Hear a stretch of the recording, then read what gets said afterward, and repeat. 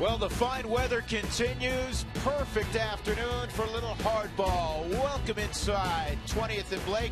Coors Field filling up. It is the final game of a three-game set between the Rockies and the very talented Los Angeles Angels. And a happy and pleasant Sunday afternoon to one and all. Good day with Jeff Hewson. I'm Drew Goodman. So far, the series has not gone well for the Rockies. They lost 7-2 on Friday night. In Jeff Francis' return yesterday, the Angels really pounded the baseball around the yard in terms of singles. The only extra base hit, Albert Pujols hit a two-run home run. These Angels are pretty good. They are, and that's part of the reason why now the Rockies are looking at a four-game losing streak during this series, and it's been top to bottom. You know, you think about Albert Pujols being the guy now for the Angels with the big contract, but it's also the Mike Trout, Satori Hunters, and you can go down the list. And during this streak for the Rockies, they've given up 34 runs and only scored 8 runs during that time. But Mike Trout, everything that we heard about this guy coming into this series, I know Bryce Harper got a lot of the attention early. We haven't seen him yet, but I don't know how much better he could be than Trout. He's 6 for 9 in the series, 4 stolen bases. He scored 6 runs. He's hit the ball alley to alley. Has it been a slider, curveball, changeup, fastball? He's hit them all to different parts of the field. And he will not turn 21 for a couple of more months. Must be really nice. Yeah, he is a very gifted player, and the Angels are playing their best baseball of the year. The Rockies have their hottest pitcher going today, Christian Friedrich. We'll talk about him when we return.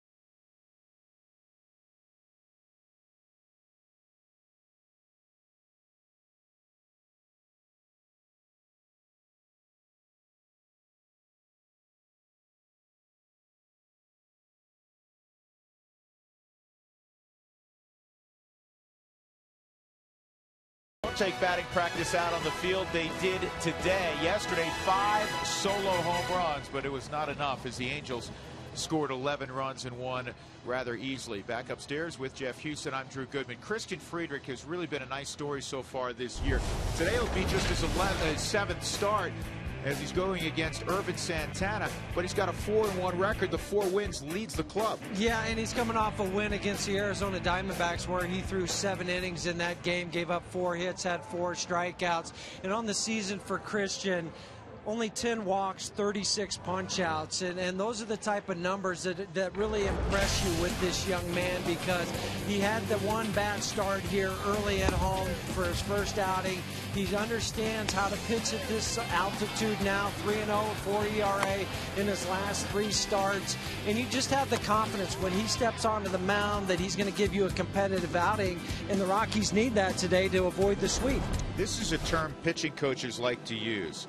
He is not afraid. No, not at all, and that's what you hope any pitcher that steps out on the mound goes for. That he's not afraid to attack the hitter. You got to put away the names of the opposing team, like the Pujols, the Hunters, the Trouts, and think about them as just a batter, and attack that batter pitch by pitch. And hopefully the Rockies can get after Irvin Santana, who has a wonderful resume, but he has struggled mightily so far in 2012. Rockies looking to avoid the sweep. Rockies and Angels. Come on back to Coors Field with us.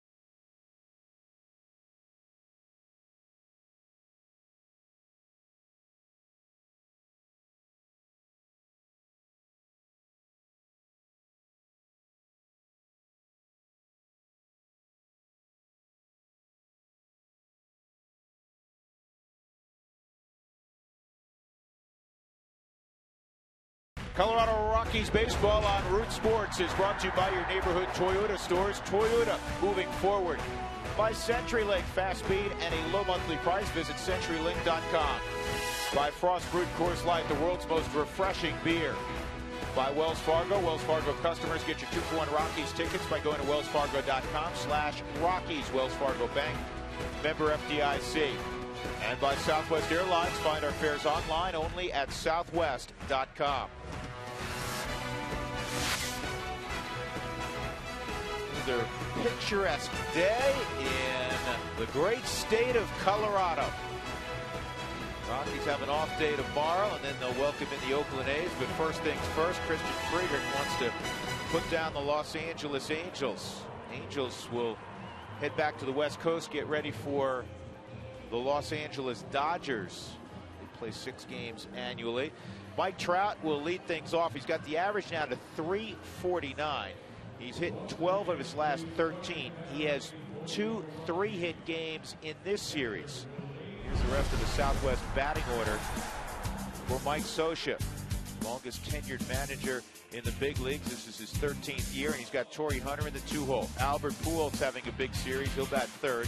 Mark Trumbo will bat cleanup. Then Howie Kendrick, he had 3 knocks yesterday. Alberto Callaspo will be at third. Eric Ibar naturally at short. John Hester's done the catching in all 3 ball games. Irvin Santana's on the hill. Chris Iannetta still on the mend. He's out on a rehab assignment now, coming off the broken wrist. And the first pitch of the ball game, strike one. That's what you like to see. Christian Friedrich pours it over at 92. And down in the zone. That's the other thing you like to see. And Greg Gibson called it a strike. Stay down there all game long. You could hear Greg Gibson yelling at Jerry Davis. Jerry, did he go? Jerry gave the safe signal. He did not. 1-1. 7 start, as we mentioned, a 4-1 record. And he is throwing strikes. And I'm with you, Jeff, and you talked about this a moment ago. 36 over 10 strikeouts to walk ratio. That's a beautiful thing. Yeah, you're not going to put extra base runners on, so even if you do give up a base hit or a home run, it's a solo shot, or it's going to take 2 hits to drive somebody in, and not the freebie. Here's the 1-2, and it's fouled off. Right-hander's hitting 245 off of Christian. Lefties, surprisingly, in 34 at bats, have 15 hits, a 441 average. And a couple of home runs. Yeah, that will turn around. This ball to third, it's off the glove and into short left, and Trout's easily going to get the second with a double.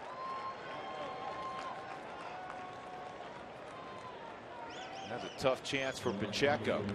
Well, it was, and it was a breaking pitch to Mike Trout. And he pulls the hands in, and Pacheco makes the dive for it. And that's a hard one when you're diving, when you take off, because it's that in-between hop. If it's on the ground, you can dive, your glove will stay there. If it's higher, you can catch it and then hit the ground, hopefully pop up and get him out. His speed, that would have been tough anyway, even if he comes up with the baseball. Torrey Hunter at the plate. He had the monster game on Friday. A couple of home runs. Torrey drove in 6. He also had a 2-run single. This is just the 3rd time this year that Torrey Hunter has batted second, all in this series. Mike Scioscia saying, it's working out pretty well. That's off the plate. 6 for 10, 6 RBIs, 5 runs scored. Yeah, I think it is. He might find himself permanently in that spot.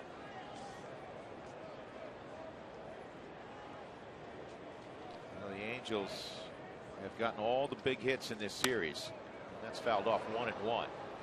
I mean, they've had a lot of traffic out there. They've had a ton of traffic. Yesterday was interesting because they pound out 15 hits, 14 singles, and the 2-run home run off the bat of Albert to right center field.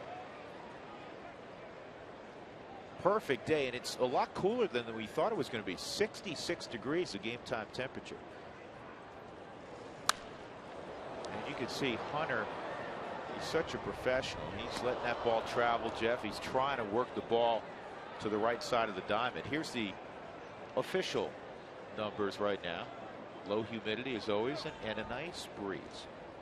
Front moved through about 3 o'clock this morning, cooling things off from the 93 that we had yesterday during the game. Well, Tavis Strand, our producer, told me it woke him up last night.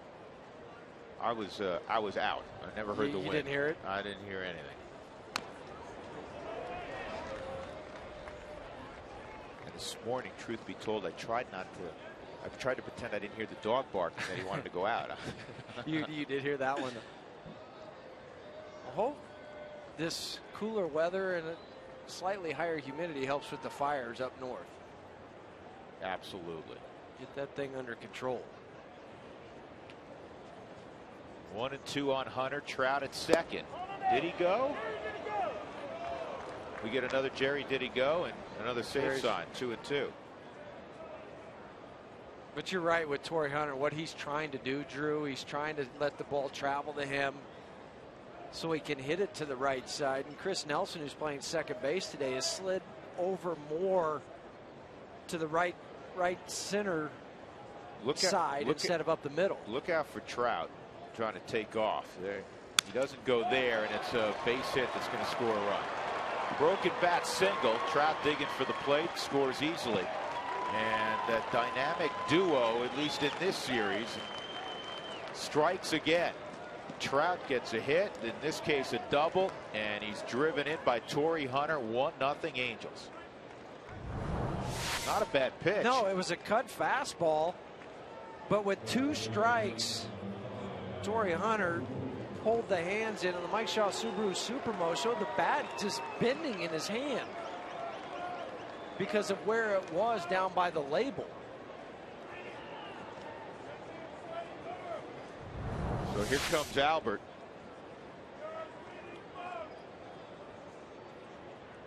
I think he's officially broken out. It used to be a daily story about his slump after a couple of weeks of the season that lasted basically to May 5th.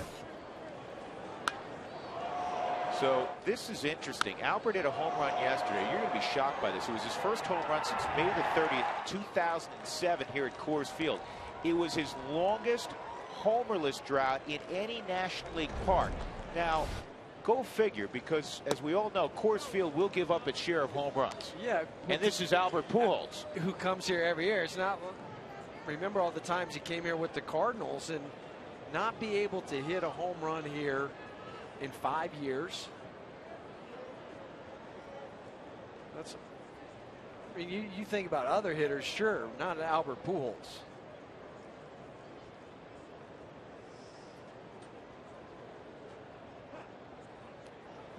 and a base hit for Pujols on a 2-0 delivery. Double, single, single. Does this look familiar? Almost like yesterday. That'll bring up Mark Trumbo. And let's glance at the Rockies defensively. Bob Apodaca is making an early visit. Cargo's in left. Dexter Fowler's being given the early part of the afternoon off. Tyler Colvin, who swung the bat very well, he'll be in center field. Kadyr's in right. He had the day off for the most part yesterday. Pacheco, Scudero, Chris Nelson, as Jeff mentions, at second for LeMahieu. Helton at first, Rosario back behind the plate. Well, the top three in the lineup have done damage. Trout, Hunter, and Pujols, and now Trumbo, who's been quiet in this series. Friedrich will try to keep it that way. Trumbo's 0 for 12 in the series. Actually, let me correct that. 0 for 9 in the series. He's 1 for his last 12.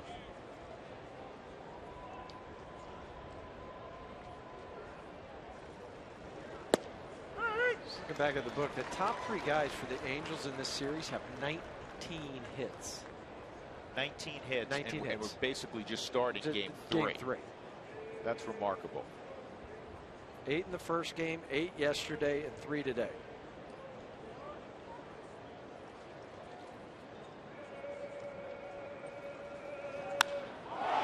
This is well hit, left center field. It's going to get on out of here by a bunch. That's about 25 rows up. Trumbo is hitless no longer in this Rocky series. 4 have come to bat, 4 have reached, 4 have scored. The Angels up 4-0, and there's nobody out in the first inning. Trumbo was just 1 for his last 12. 0 for 9 in the series. But no doubter, the full extension from Trumbo. There's 13 home run and 36 RBI. Howie Kendrick at the plate. He takes a strike.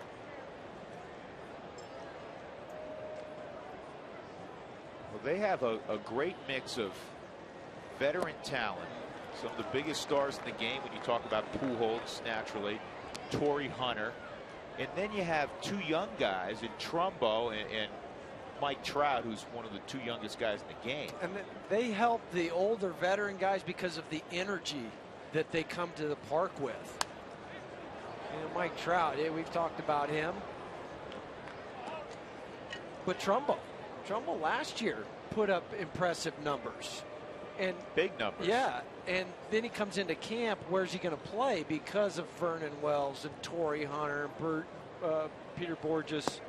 And I'm glad you mentioned Borges. We've seen him defensively late in the ball game on Friday and Saturday. Peter Borges would start for a lot of clubs. Sure, but here, where does he start? Because of what Mike Trout has done and the bat that Trumbo gives you.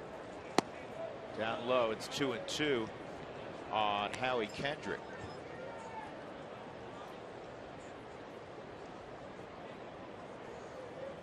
Kendrick, heard his name for a while. Kendrick's only 28. He's right in the heart of his prime. 3-2 on the Angels' second baseman. This is a very talented team. They're getting Jared Weaver back. We saw Jared running around before the ball game today. Got to hook up with his old buddy from Long Beach State, Troy Tulowitzki. And this is back up the middle. And it's 5 straight hits to greet Christian Friedrich. It's now double, single, 3-run home run, and a single.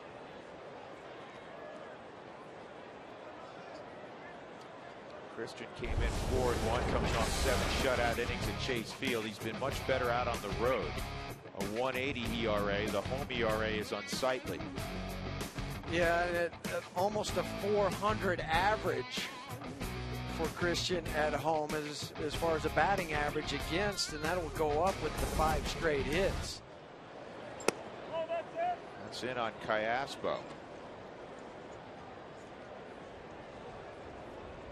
The Rockies season thus far, 58 games in at 24-34, can be summed up very, very simply for me. Their starters ERA by far last in the National League. That's a double play. Nice turn started by Pacheco. Chris Nelson did a good job hanging in there because he got spilled by Kendrick.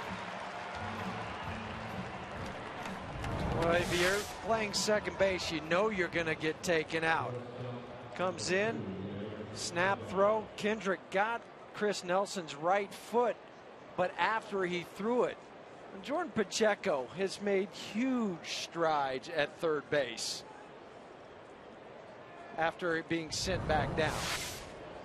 And Chris getting a start at second base where he's gotten a lot of work at third base early in the season. And he's got an extremely strong arm, which allowed him to turn that double play there. Very quickly, I was talking about the season so far for the Rockies can be summed up with this stat. Starters ERA, Rockies have a 6.13 starters ERA. This ball's well hit to left field. Ibar has hit it off the front part of the wall, and he's got an easy double.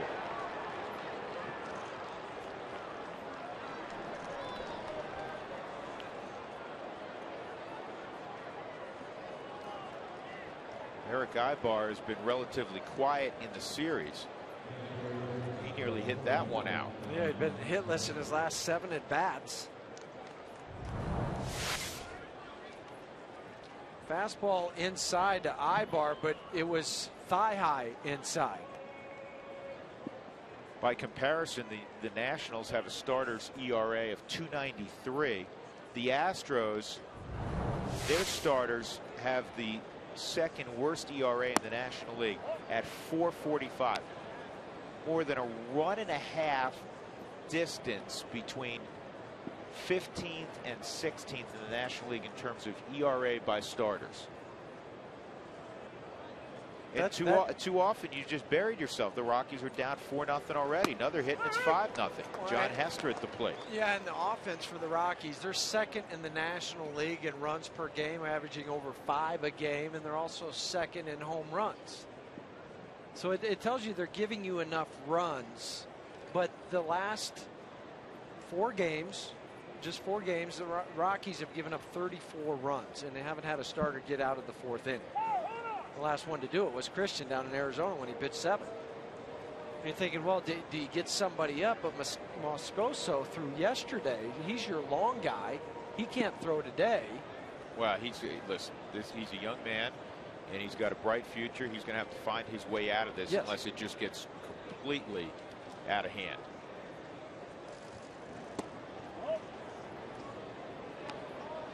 2-1.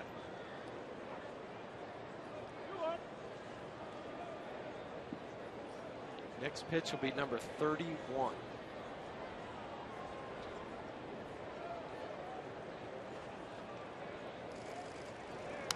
And Hester fouls it off. 2-2.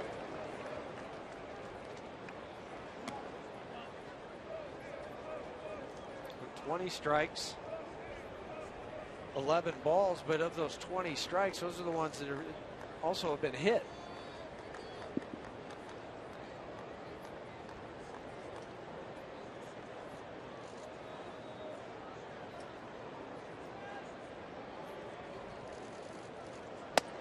And that's up 3-2 on Hester. This is one of those days that, and I'm sure Christian Friedrich has never met Pedro Astacio, may have not heard of Pedro Astacio, but Astacio in the pre-Humidor days, he'd find a way to gut his way through 6-7 innings and understood that it may not be a pretty line, maybe 4 or 5 runs. It may be early. Jennings was good at this. Jason Jennings. He'd give up a few early and then throw a bunch of zeros, keep his team in the game. That's got to be the mind frame right now for Friedrich. Strike 3. So the Rockies finally get to the dugout. The Angels score 4 times, 5 straight hits. Greet Christian Friedrich.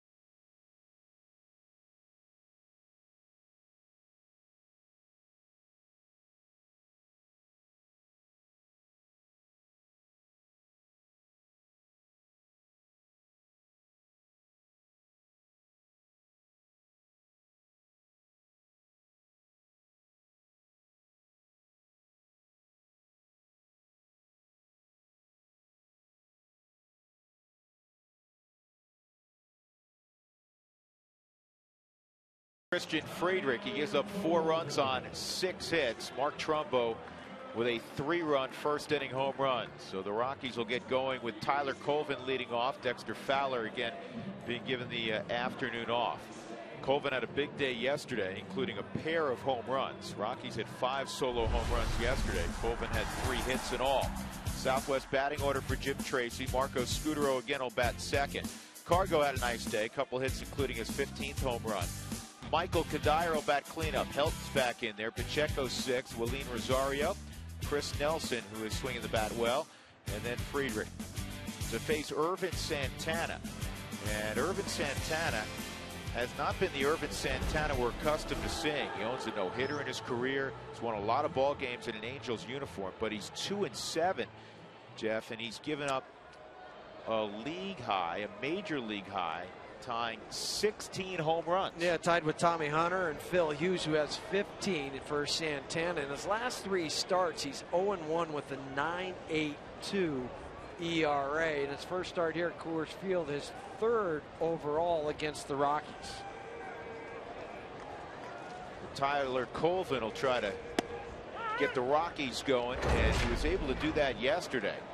He had a home run to right center field. And then he went to left field, right down the line later on in the ball game. And he's quickly behind 0-2. That's the one that surprised him yesterday. He knew he was going to get a base hit, but to see it go over the fence. Good for Tyler. 3 hits yesterday, tying a career high. It's nice when you get those starts and you take advantage of it.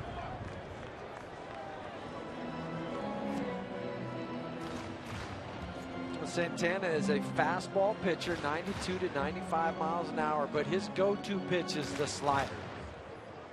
But it's also the slider that's gotten him those 16 home runs against. He's thrown some cement mixers and talking to some folks with the Angels. Way outside 1 and 2. So the Rockies hit 5 home runs yesterday. Remember, they hit 5 in Cincinnati, 5 solo home runs. They lost both of those games. Last year, that never happened in baseball. No team hit 5 home runs last year in a game and lost twice in one season. Yeah, you're not thinking when I hit 10 home runs in 2 games, I'm going to be on the losing side. Jim Tracy talked about that today in his daily press conference. In all his years of baseball, he's never seen that before. But he and many others have said also that solo home runs typically won't beat you. Now, 5's a lot of solo home runs, but the Angels didn't put guys on base in front of those bombs. 2 and 2 on Colvin. And foul tips held by Hester, and Colvin's a strikeout victim. That'll bring up Marco Scutaro defensively. Trumbo, Trout, and Hunter in the outfield. Alberto Callaspo at third. Last year, the Gold Glove winner at short in the American League was Eric Ibar. He's made 8 errors this year. Howie Kendrick at second. Pujols is at first. And John Hester's behind the plate. Albert's made just a couple of errors this year. Scutaro takes a strike. Marco yesterday homered off the foul pole and also had a single in the 6th inning. He was 2 for 5. He's got the average climbing northward, 261. Well, out of the number 2 spot, he's hitting 290 compared to 235 hitting in the leadoff spot. Yesterday's home run. 3/4 of the way up the foul pole.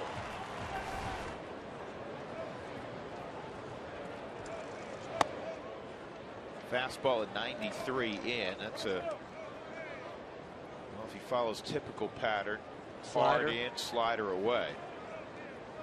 See if that's what John Hester wants. He moves to the outside corner and he goes fastball. It's popped up in the neighborhood of Eric Ibar, and he'll make the catch. 2 gone.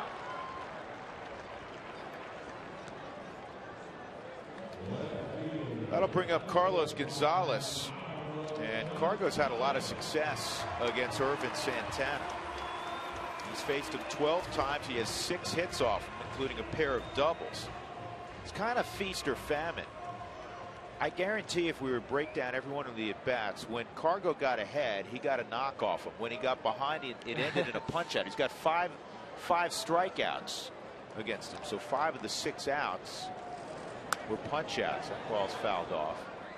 Well, Santana, you mentioned, has a no-hitter in his career. He's also 15 games over 500 in his major league career. So he knows what he's doing out there. He's struggling this year at 2-7, but 89 and 74 in his career. But sometimes I like to look, we both do, look inside the numbers. The league's still hitting just 253 against him. So it's not like, wow, he's 2-7, high ERA. Yeah. A lot of home runs are hitting 310 against him. This ball is pretty well hit right center field, and Trout chasing, can't get it off the wall, and Cargo will have a double. So he continues to hit Irvin Santana well. 7 for 13, and that'll bring up Michael Kadire. He got this out toward the end of the bat, believe it or not. Yeah, if he got it closer towards the sweet spot, that ball is off the back wall of the bullpen. But just shows you the strength of Carlos Gonzalez and Mike Trout. No regard for his body or the wall. He leaps and realizes, oh no, I'm in trouble, as he is airborne. Everything else that kid's done in this series, I figured he was going to catch it. It's a strike on Kadire. I was surprised he got that close to it. He's ripped up the wall. You know, the Rockies ought to send him a bill. There's a base hit to left, and the Rockies will get a run back. As Cargo jogs home, Kadire with a double, back-to-back doubles, and for Kadire his 21st of the year. Well, he'd come in ninth in the tied for ninth in the National League with 37 RBIs. This was the slider, the cement mixer slider to Kadire, but kept the hands back even though the body started drifting towards the pitcher's mound. The strength of Michael just put it down in the corner. The only man with more doubles in the National League, Joey Votto, has 26. Now, Helton can throw out a base hit. There's the list of doubles leaders. Andre Ethier, David Wright's a good group of hitters. Todd can throw out a base hit. Outfield's very deep. No good chance that the Rockies can get half the runs back.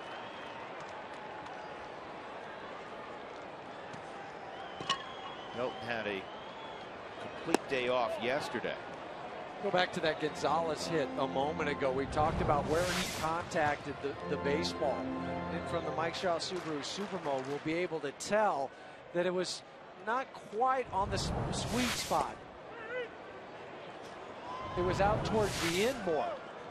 See, the sweet spot's right in that area, so he just missed it. But the strength of Carlos and the hip drive through the baseball and the extension hit it off the wall. Todd covers that slider down and in. The count remains a ball and 2 strikes. Cargo igniting a little 2-out rally. Todd hitting .341 with runners in scoring position. One thing you can say about this team is they continue to go out there. You know, no matter what happened in the first, second inning, they're out there trying to get back into the game as quickly as they can. Mike Trout makes the catch. Back-to-back doubles produce a run. 4-1 Angels as we go to the second.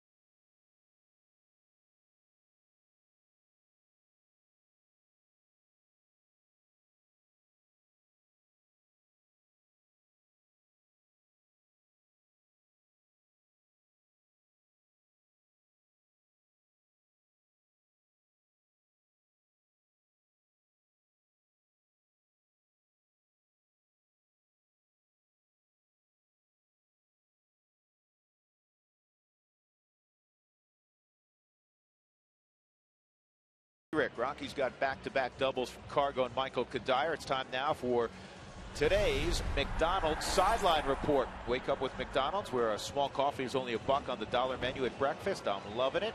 And we check in with Jenny Kapner. Jenny. Hey, Drew, it was a rough start for Christian Friedrich in the first inning. He's going to try and make a little comeback here. But for him, it's only a 7th Major League start. We have to remember that. And he may have just found a new mentor, maybe good luck charm, in left-handed pitcher Jeff Francis.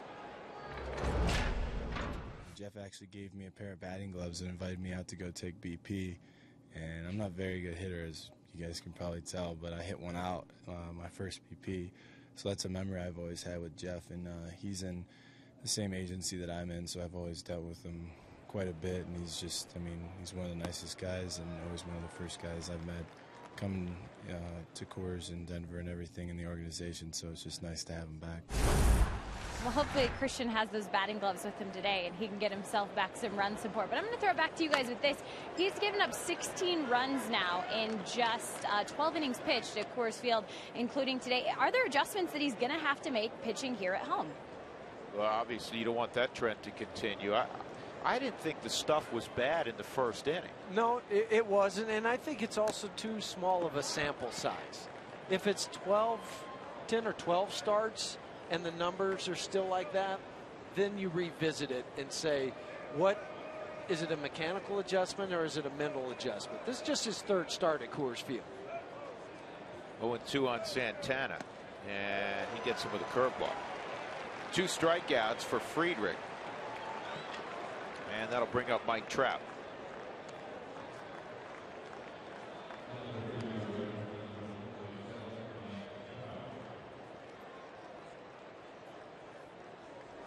Trout got behind in the count and then hit a hard ground ball double off the glove of Jordan Pacheco to start that rally. Kid from Millville, New Jersey, a small town. His father played professional baseball in the Twins organization.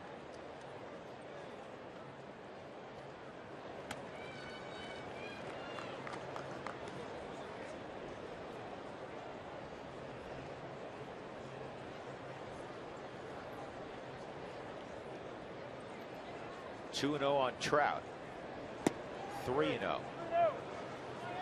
Trout, growing up in the state of New Jersey, was a shortstop in high school till his senior year, and he moved to the outfield. He also hit 18 home runs his last year, which is the New Jersey state record. Way inside.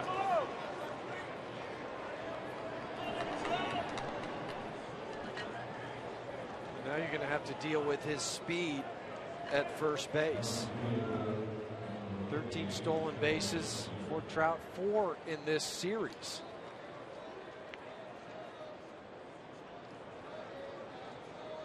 That's the first time I can remember in a while with Christian Friedrich where I didn't feel like he was aggressive. 4 pitches, none of them particularly close. Trying to be too fine. Yeah. So Trout with Hunter at the plate.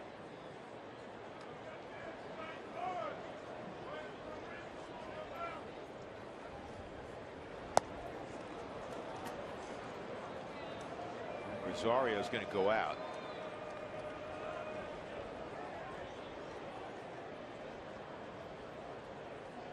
Think back to that first game of the series on Friday night with Trout at first base. The attention that was given to him by Alex White. And then he put a fastball belt high for Torrey Hunter, and he hit it out to center field. You've got to pitch down into the zone. So if you're going to be quicker to the plate, which you need to be, make sure that you finish out in front so the ball is down by the knees or below to get it on the ground and get the double play. And it's 2-0 on Torrey Hunter. 6 straight out of the strike zone after the punch out of Irvin Santana.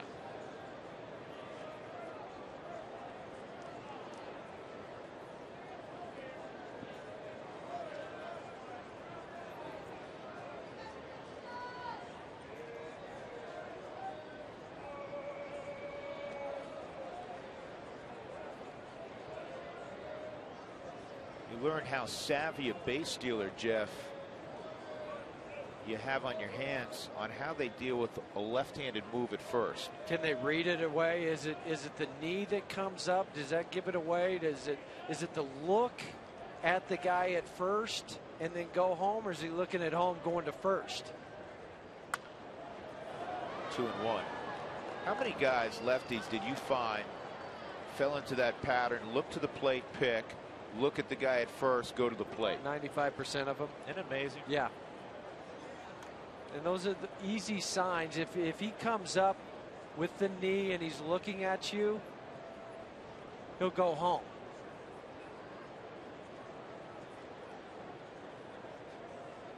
See if Trout goes here. Nope.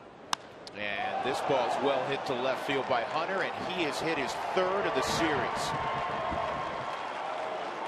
Not quite as far as he hit that ball to left the other night when he hit it up on the concourse, but that one was a no-doubter as well. A 2-run shot from Hunter, and it is 6-1 Los Angeles.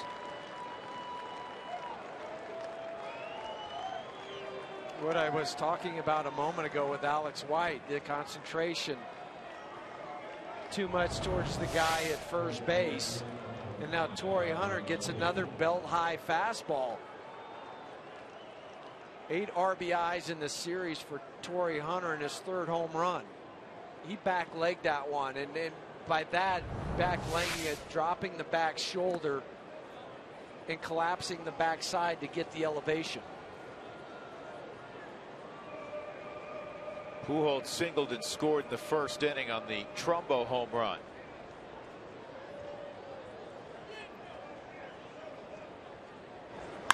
And hard on the ground to third. Great stop by Pacheco. Long throw he's got.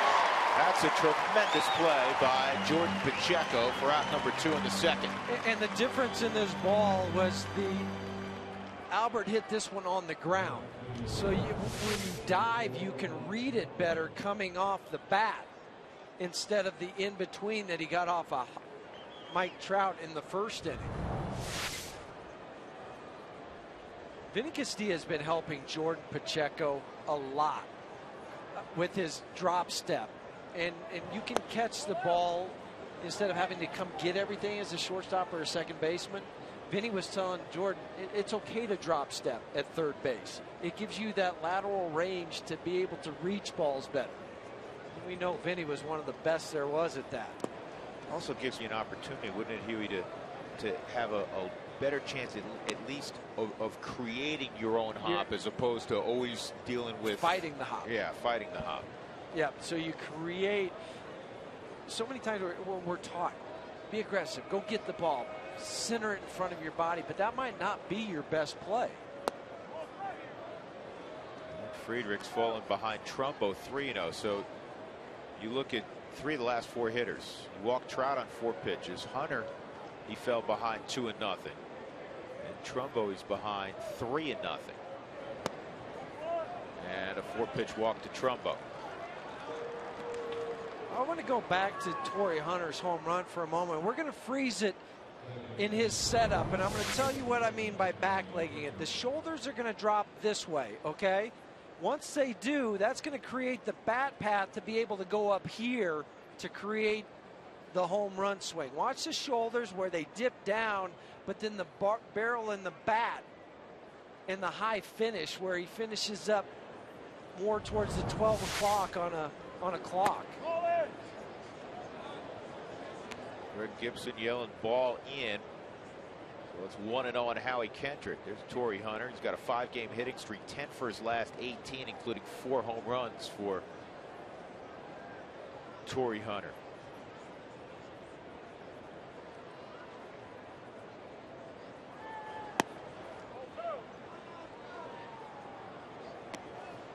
Friedrich threw a lot of strikes in the first inning. He's now throwing a ton of strikes here in inning number 2. 6 runs, 7 hits already. Jeff Francis didn't last long yesterday, 3 1/3. He ended up giving up 8 runs.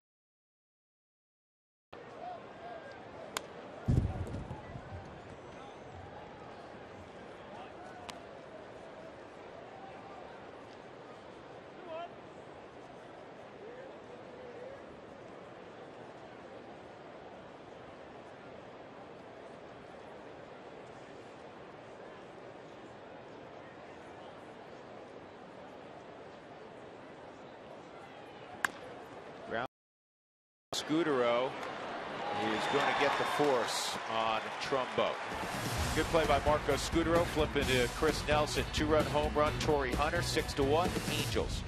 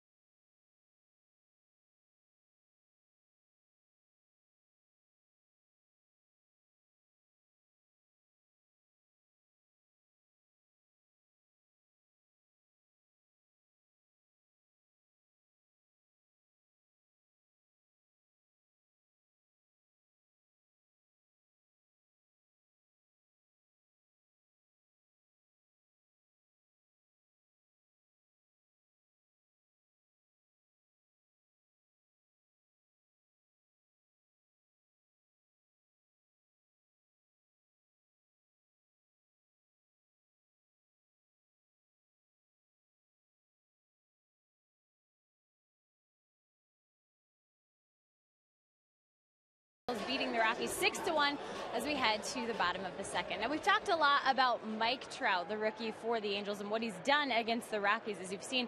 But he has continued to impress with the Angels. He's 25-15, the Angels are, since Mike Trout got called up in April. And I asked him, being just 20 years old, has he played against any players he loved to watch growing up? When we played the Yankees at Angel Stadium, it was pretty neat playing against like Jeter, A-Rod, growing up as kids, playing wiffle ball and stuff, just emulating their swing, their stance. It's crazy to think about. Of course, he said he was also a little starstruck when he first shook Albert Pujols' hand. Again, born in just 1991. It's crazy to hear him talk about guys that he watched growing up, when these are guys that I'm sure Jeff and Drew, that you guys called growing up in their major league careers. Yeah, he's refreshing, and he's part of the next generation of great players. And it's, whether it's an Albert Pujols, and it's a joy to watch Pujols play, or a kid who's not yet 21.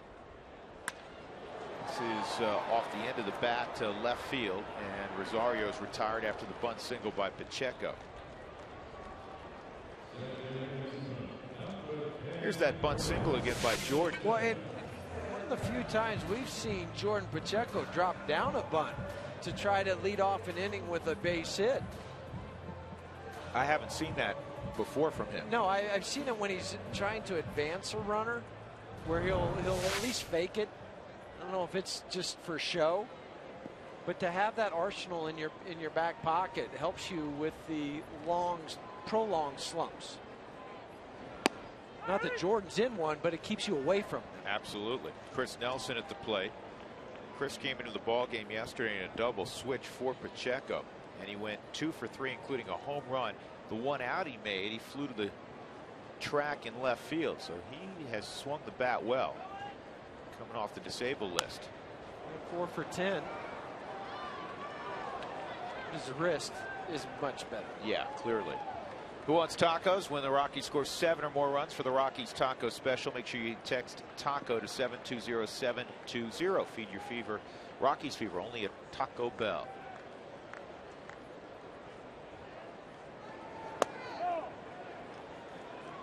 Fastball in. When Santana's on, he can pitch with just those 2 pitches, fastball, slider. Somewhat of a laid-back personality. On the ground to third.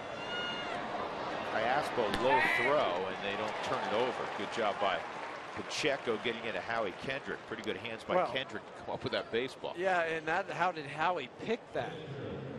Because on this, you should get a better throw from the third baseman than what Iaspo gave him. He just threw it down into the ground, and then second baseman has to pick it and worry that runner's on top of me, and Jordan going in hard, clean, hard slide. The better throw, it's a double play.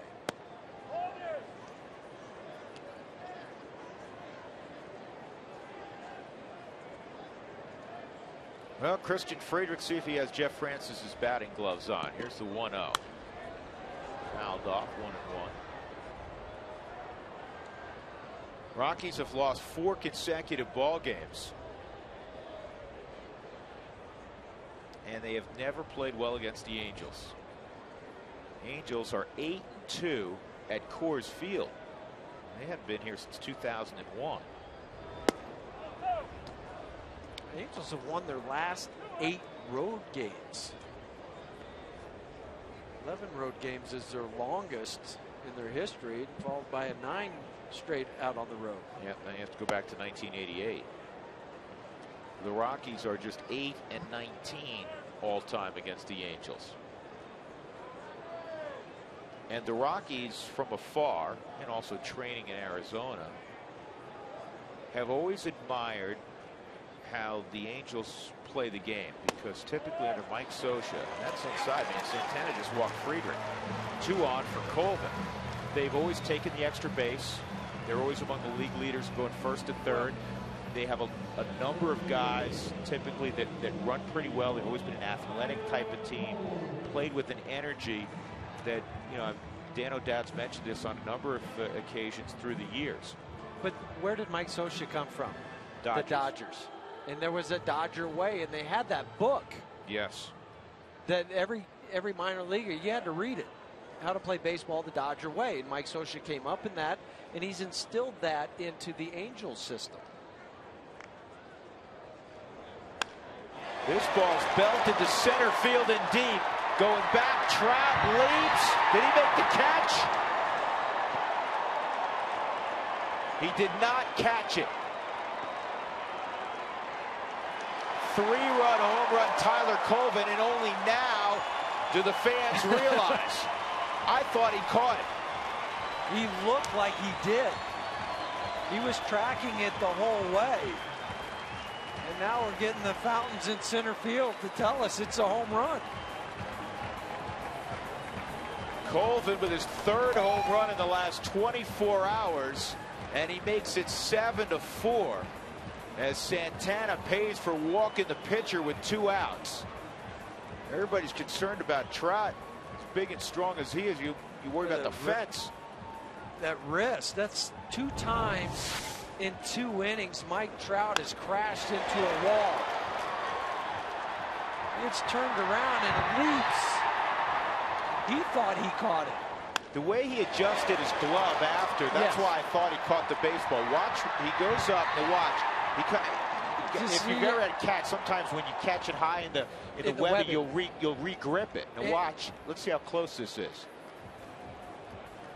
Oh, it got leather. That's why he thought he caught it, was trying to readjust it. But the momentum of running into the wall didn't allow him to secure it into his pocket. 17 home runs given up by Ervin Santana on the season. 3rd home run in 2 days for Tyler Colvin. Hopefully Trout's okay and can stay in the game, and gets a pat on the back from Hunter, and it's not going anywhere. That was a heck of an effort.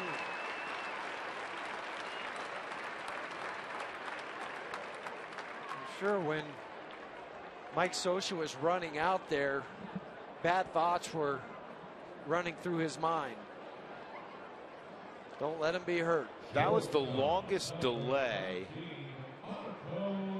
I think I've seen with a guy trying to take a home run away and everybody unsure, well, did he catch it or didn't he? Well, even Tyler Colvin, as he was hitting second base, there was no sign from the umpire as far as a signal for a home run. So he's half jogging, half running, not knowing what to do. And this is going to be another double for Kadire. Or excuse me, for Scudero. Marco into second with a double. Now, how big was that walk to Christian Friedrich? We just ran a bite from Christian in Jenny's piece, admitting I'm not much of a hitter. No, but he gets the walk. Colvin hits the home run. Scudero with the double, and you're just 2 runs down, 6-4. And now Santana has to deal with Carlos Gonzalez, who nearly hit one out against him an inning ago. Mike Butcher done with his conversation. He'll go back to the dugout. Looking to save energy and money. Find out how the little changes add up at TogetherWeSave.com, your local Touchstone Energy cooperative, delivering reliable power, energy saving tools, and much, much more. Well, it's going to be one of those days, You're huh? just going to outslug him. 6-4 the score. Tying run at the plate. Ball 1. The Rockies have now hit 72 home runs on the season. That's second in the National League, trailing only St. Louis with their 76.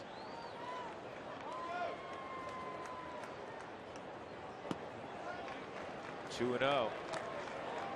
Just where you want to be if you're Carlos Gonzalez. Rockies with 2 outs, hitting .800.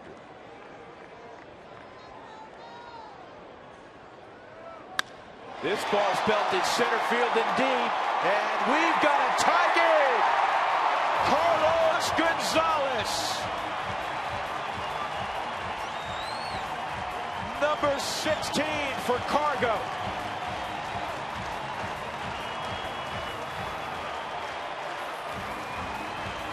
Drew, I think you got the sweet spot that time. That one was dead solid perfect, as the author Dan Jenkins would say. And how many home runs have we seen Carlos Gonzalez hit to center field? A number of them. Ball down and somewhat away from Carlos Gonzalez, but when he hits them, they stay in the air longer and they go further. And that one went way back. Back live, Kadire hits it in the air to right field to his buddy Torrey Hunter. But the Rockies erupt for 5, all with 2 outs against Irvin Santana. And it's a whole new day at the ballpark. 6-6.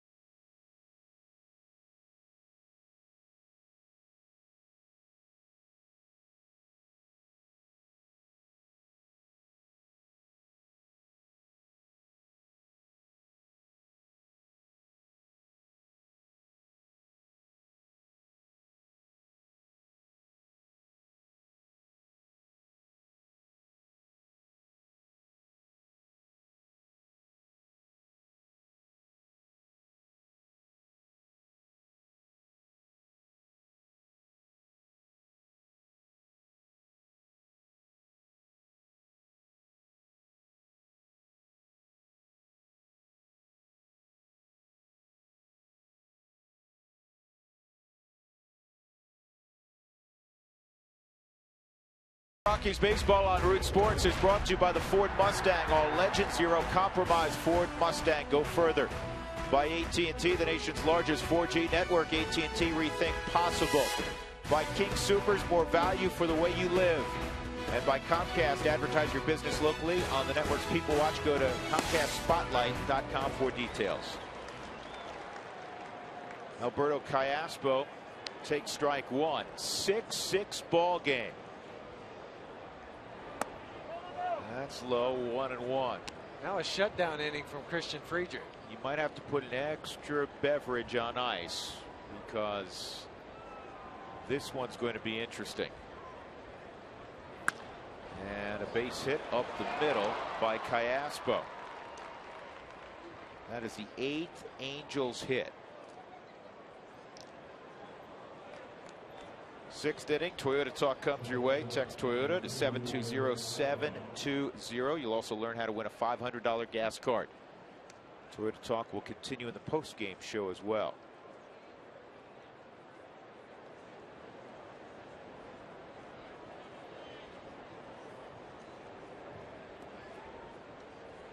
Eric Ibar double off the base of the left center field wall.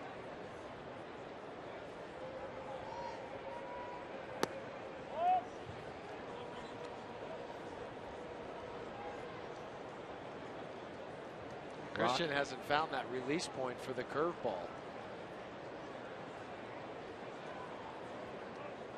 Rockies have started interleague play 0-5. And again, last few years they've been the best National League team in interleague play. There's only been 2 teams in the National League to play above 500 against the American League: the Rockies and the New York Mets.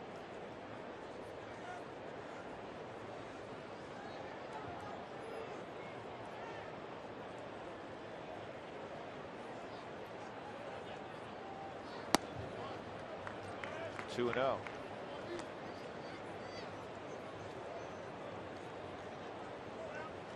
Mets and Yankees playing one of those Subway Series this weekend. The Yankees have won the first 2. They're 4-4 in the 9th inning right now. The Mets are getting a big boost at shortstop from former Rocky Omar Quintanilla. Just called up roughly a week ago, 10 days ago, and good to see Omar back in the big leagues.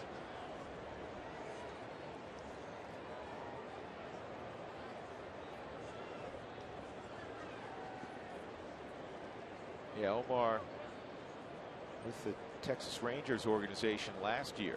Here's the 3-0. And it's in there 3-1.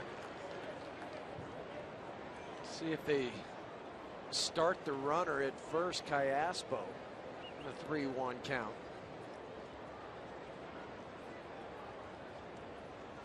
Do more of a run and hit.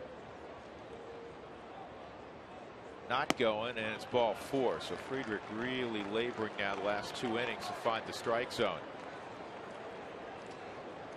Nobody out. John Hester at the 8th spot in the lineup coming up. Today's Save of the Week is brought to you by the region's Touchstone Energy Cooperatives, your local consumer-owned electric cooperative delivering reliable power, energy-saving tools, and more. Visit togetherwesave.com. The performance of Christian Friedrich 5 days ago in Arizona. The Rockies won 4-0, 7 shutout innings for Christian, our Touchstone Energy Save of the Week.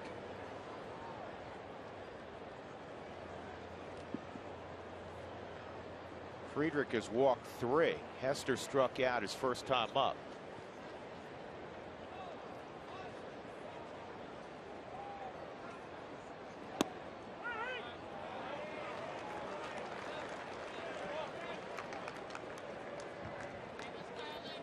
You're at that part of the lineup for the Angels where you could still get out of this. Okay, you got Hester and then the pitcher following this.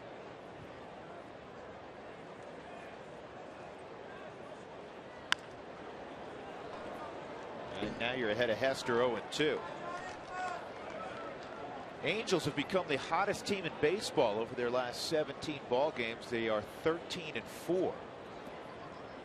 That leads the major leagues. It leads the big leagues. And when you Look at their lineup for Mike Scioscia, and you look at their rotation. They should be an elite team.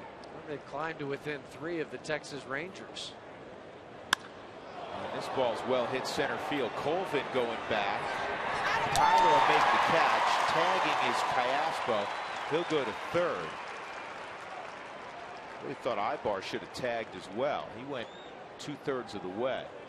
As deep as that was, yeah, if the guy at first go back and tag to get to second base. So that'll bring up Irvin Santana, first and third, 1 out. Just discussing how they're going to play this sacrifice bunt attempt.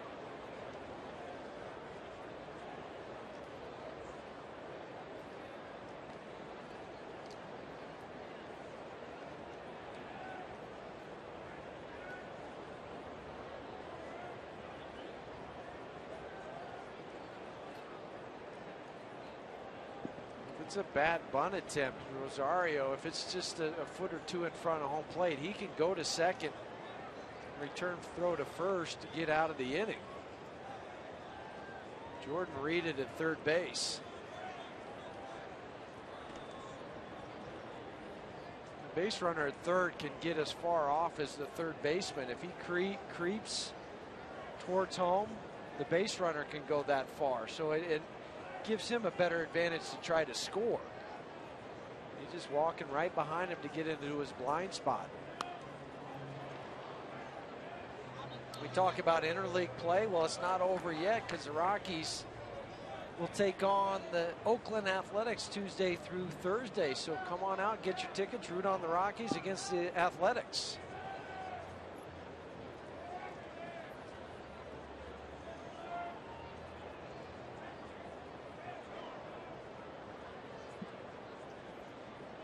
Here's the 0-1. It's down low.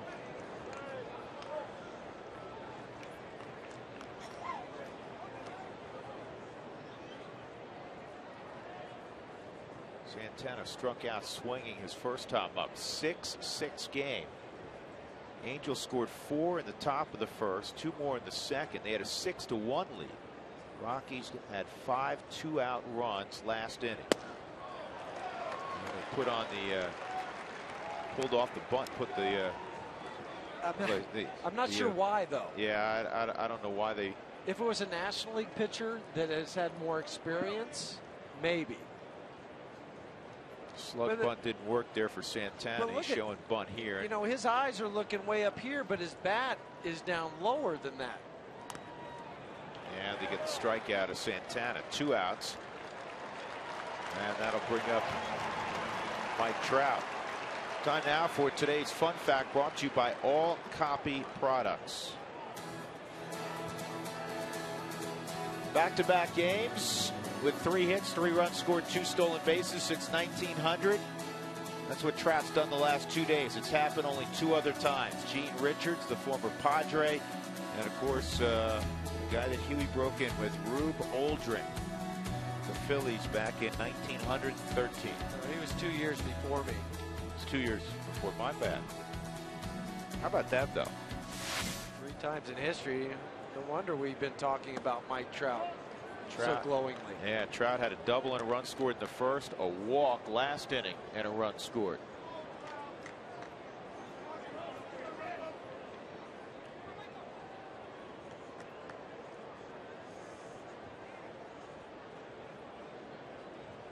First and third, 2 outs. Swung on a miss, 1-1. Did you tape your wrists? A lot of players will tape their wrists even if they're not injured. Yes. Do it because, one, if you dive, it keeps it from bending back too far. I did it for slides into second base when guys were sliding into my wrist and I was still trying to apply the tag. I didn't like it on my throwing hand. I felt restricted. Breaking ball in the dirt. Rosario blocks it.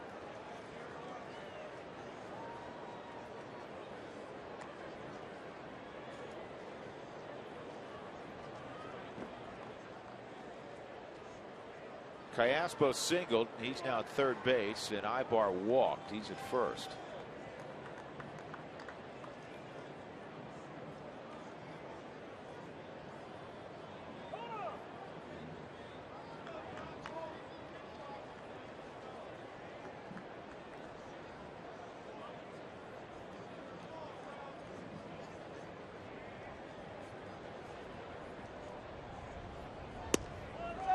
off the plate. It's 3-1 on Trout.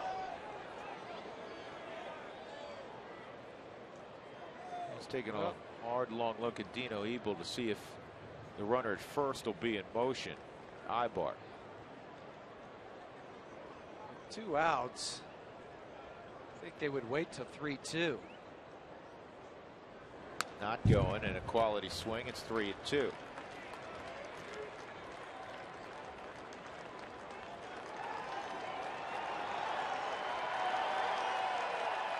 Now, as an infielder, you have to cheat more. You can't have the normal depth that you do because you're not going to have the short throw to second base. You're going to have to throw it across the diamond. With Trout's speed, you've got to make sure you can get it there in time. And another foul ball.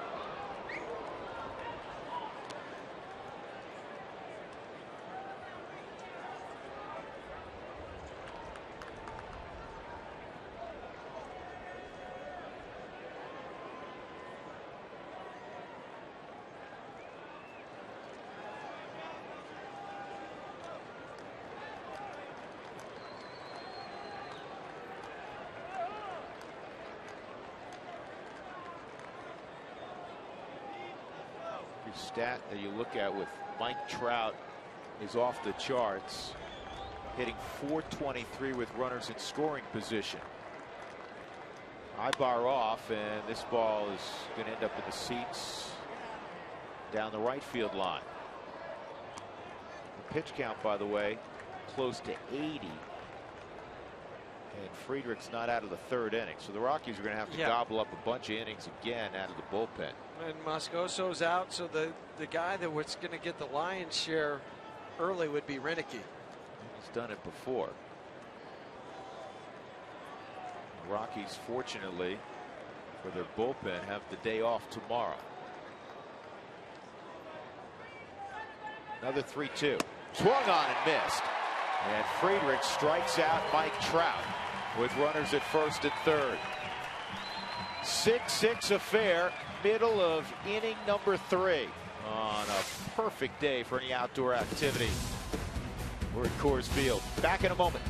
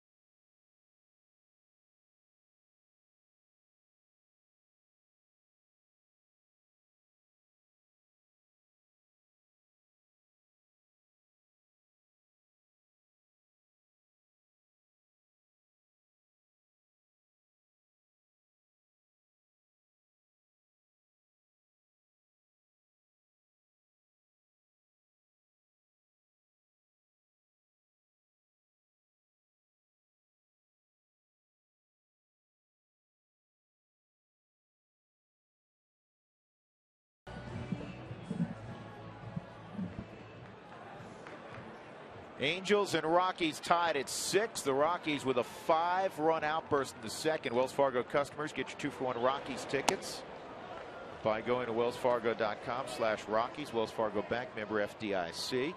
Todd Helton takes ball 1 from Irvin Santana. And this is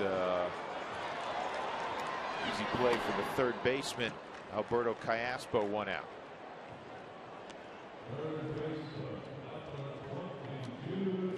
That'll bring up Jordan Pacheco. Jordan had a bunt base hit his first time, leading off the second inning. Rockies got a 3-run home run in the second from Tyler Colvin after Santana with 2 outs walked Christian Friedrich. And then a double by Scudero, and then on a 2-0 pitch, Carlos Gonzalez hit one about 440 straight away. Just had to make sure that Trout couldn't jump over the wall and get it. I think he had the ball go off his glove for Tyler Colvin. And Pacheco is going to need a new piece of wood.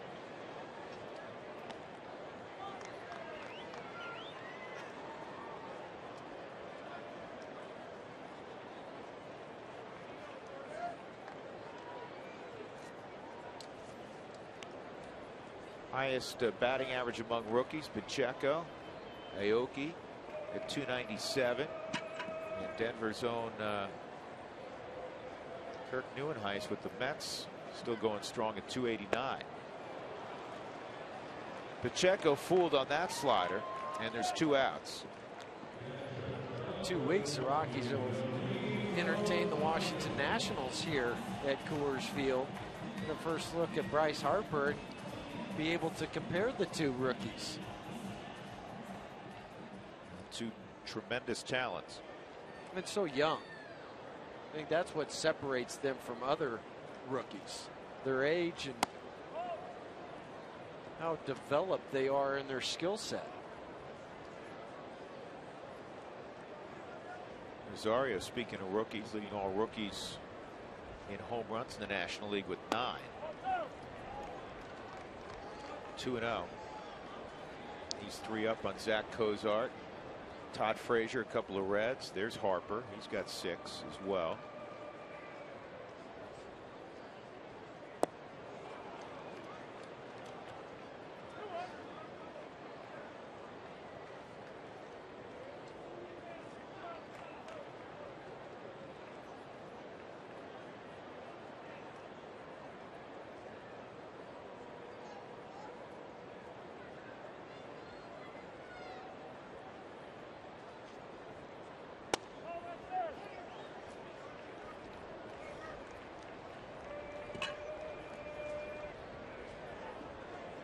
Three and 1 on Willeen.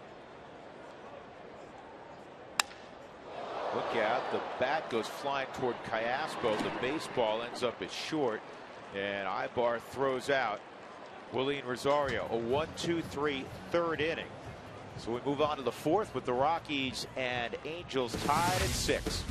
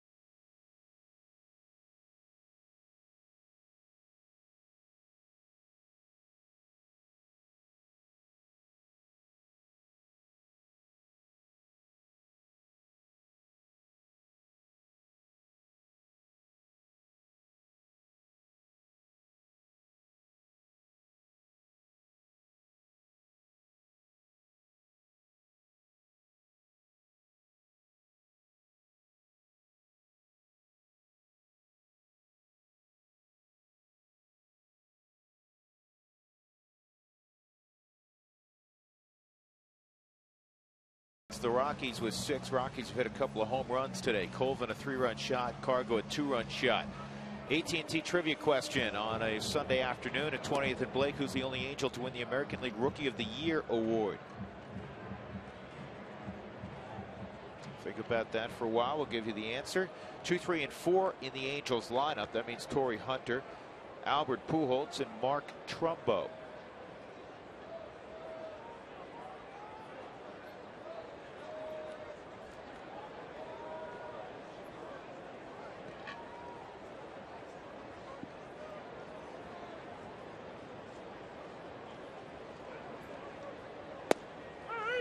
There's a strike on Hunter. Torrey came into this series hitting .238. He's raised it to .273 now.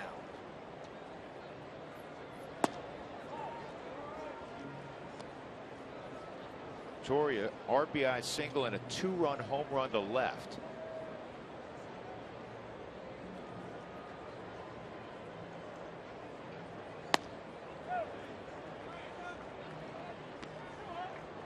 Friedrich's getting in too many offensive counts. He really didn't in the first inning, though he got lit up for 4 runs in the first. But the last 2-3 innings, a lot of offensive counts. That's 2 1s, 3 1s. But just a ton of pitches today. Here in the 4th inning. Next pitch for Christian, number 84. And he's going to give up another hit to Torrey Hunter.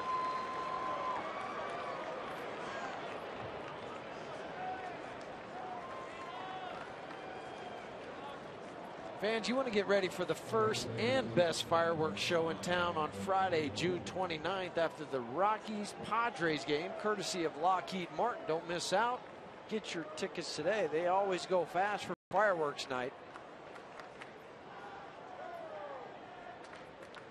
So Pujols steps up, a single and a ground ball to third. The ground ball to third was well hit. Good play by Pacheco. Dove to his right. Came up and threw out Pujols by a bunch. Torrey Hunter at first base had never played at Coors Field before. He's going to ask to come back. He's 8. I think it might be, yeah. Excuse me, he's 9 for 12 in the series. It might be on the top of his list now. And now it's 2-0 on Albert. There's Josh Reneke. As we told you, he'd be the first up today if it got to a long haul type of situation. It's looking more and more like it could be. We just hope that Christian can get out of this inning, because he's due up second in the bottom half of the 4th. Yesterday, Jim Tracy had to make the double switch in the 4th inning. You like to stay away from double switches in the 4th. You save those for the 6th or 7th inning.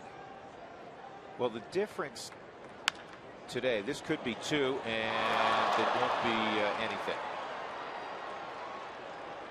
Got that deep in the webbing, high in the webbing, I should say, and then when he went to take the ball out of the glove, it came out. So it's an error on Pacheco, his third.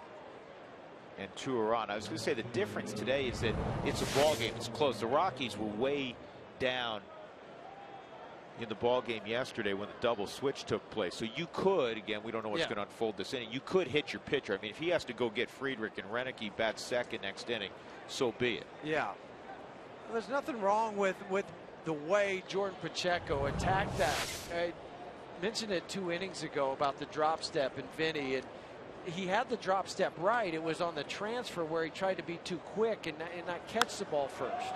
Trumbo leans on one, deep left field, and Cargo is going to leap at the wall and cannot get it.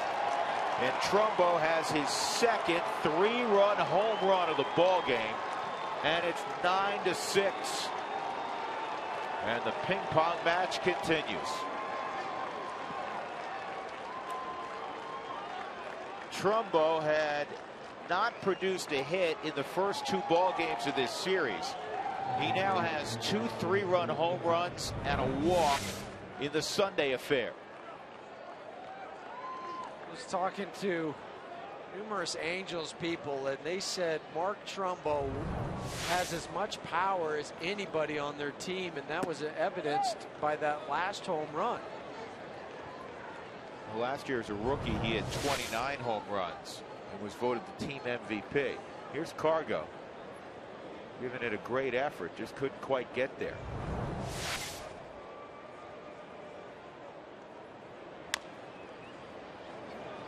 That is a foul ball. That error proves particularly costly because with Pujols running, if it's fielded cleanly, there's a strong likelihood it's going to be a double play. Carlos Gonzalez gave himself room to jump up and reach. We've seen outfielders get so close to the wall that when they jump up, their shoulders will inhibit their ability to get high off the ground. But not on that one. It was just hit too far. 1-1 on Howie Kendrick. Well, the master is in the house and pulling would-be home runs back into the field of play.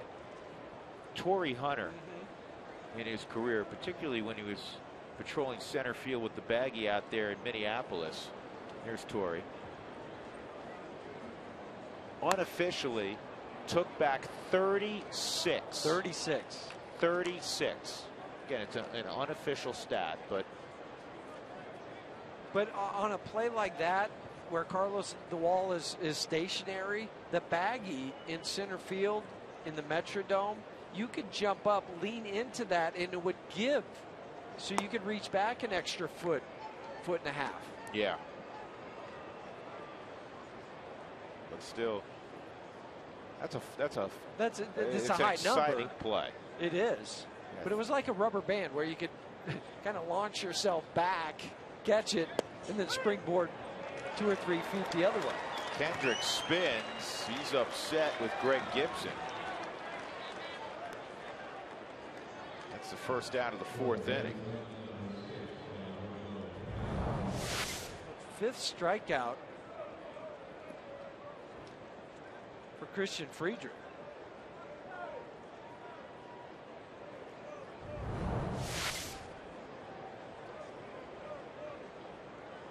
Nine runs, 10 hits for the Angels.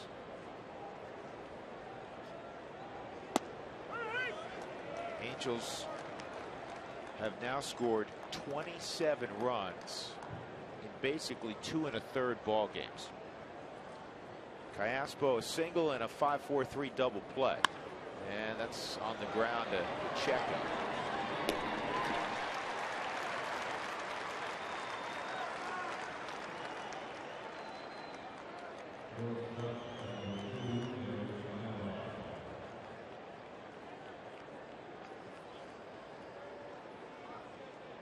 And now Eric Ibar, a double and a walk.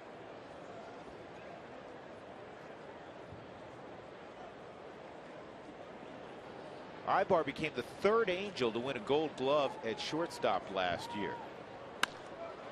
The other 2, Jim Fregosi.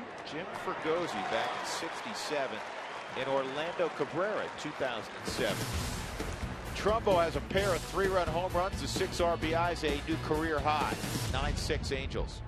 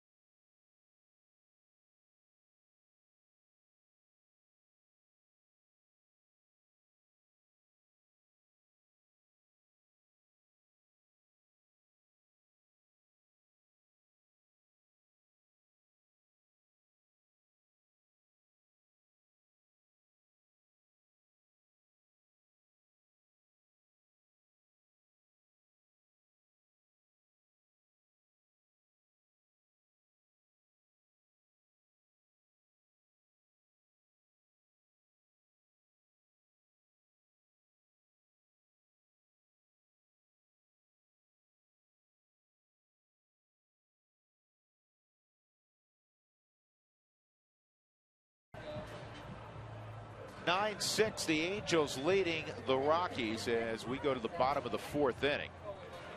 And let's take a look again at our AT&T trivia question.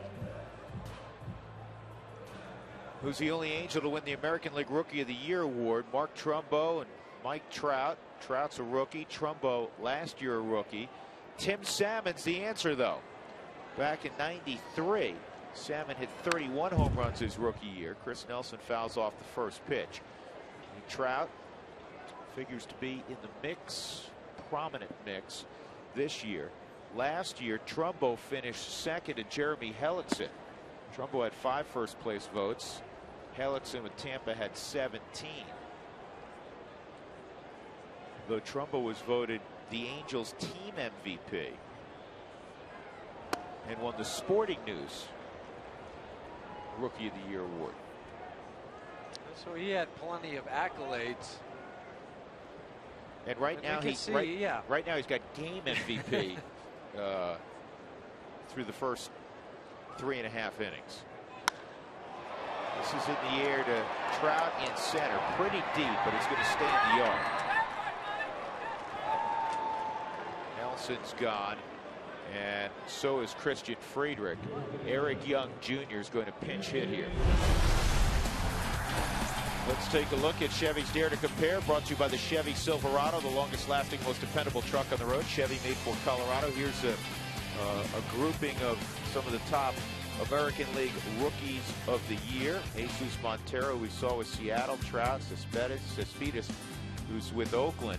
He's banged up right now. Will Middlebrooks and Yu Darvish. We saw Yu Darvish in spring training. What an arsenal he has.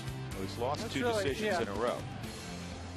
But it's going to be a 2-person race. Trout and Darvish, more than likely at the end of the year. Hard to disagree with that assessment. Cespedes, he went back on the DL again. He did, and that's disappointing because I was looking forward to seeing him. He's got great power, native of Cuba.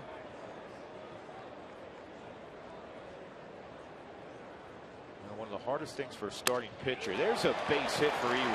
Well, he just keeps on doing his thing. Hardest thing for a starting pitcher, Jeff, and you naturally were a position player. You have a bad day and a chance the next day hopefully to get in there and have a good day.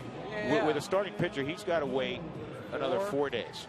You know, with the off day, it could be a 5th day. That's right. So you've got to sit on that. You think about your outing, what went wrong, how could I do better, and the only way you can work on it is by looking at video, seeing was it a release point or was I not just hitting my spots, maybe an extra side session. That's why it's hard to be a starting pitcher when you take the loss. It's on the flip side, when you win, you got 4 days or 5 days to think about how great you pitched. Relievers are a lot like position players. You can wash it off and come back tomorrow and go get them again. That's a strike. Now you have a great base stealer. Normally down by 3 runs, it's the middle of the game. You're maybe shutting down the running game. No. I don't think so in this case. No, not at all. Hester's just 2 for 11 throwing out base runners. If you get the jump, you're just down by 3. And Eric Speed, 6 stolen bases on the year. He knows what he's doing. And he takes off, and it's swung on and fouled off. So a 2-strike count on Colvin. Let's take a look at our Coors Light freeze cam. The near catch by Mike Trout on the Colvin 3-run home run. Trout gets leather on it, but the fence jarred him and he couldn't bring it in, fortunately for the Rockies. That's brought to you by Frostbrewed Coors Light, the world's most refreshing beer. 1 out, 2-strike count on Colvin. The line on Christian Friedrich is not pretty, and he's really struggled at Coors Field. He's been very good out on the road. He goes 4 innings. He allows 9 runs, 8 earned on 10 hits. He walked 3, struck out 5. It's not that dissimilar from the line yesterday. Jeff Francis, this is line to right, and Young was going, and he's going to get all the way to third before shutting it down. So it's a first and third 1-out situation, and Marco Scutaro coming up. Back come the Rockies. They're just going to have to keep putting the onus on the offense to go out and outscore them. Yeah. And you're going to have days like this where you're going to have to do that. Tyler Colvin's doing his part today. His second base hit. Eric Young Jr. taking off on the pitch. Slider down and in. He hits it. Torrey Hunter, smart baseball player, throwing it into second base. Eric Young Jr. going on the pitch, took a glance back, try to find out where the ball is. Don't look at the middle infielders. Look at your third base coach. He'll tell you what's going on.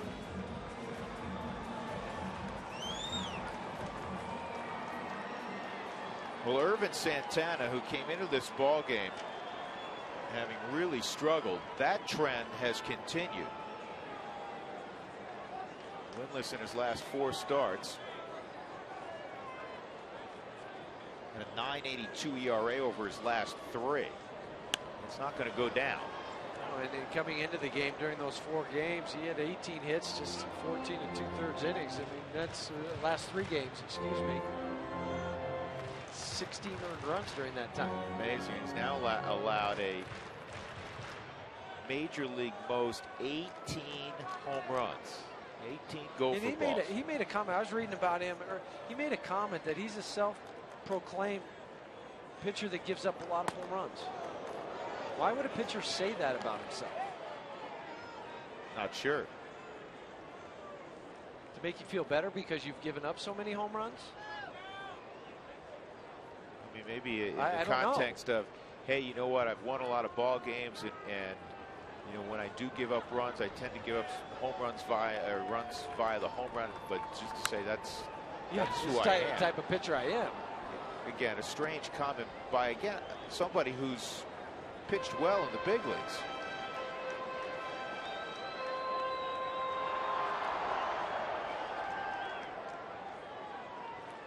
He's won 89 games in his career.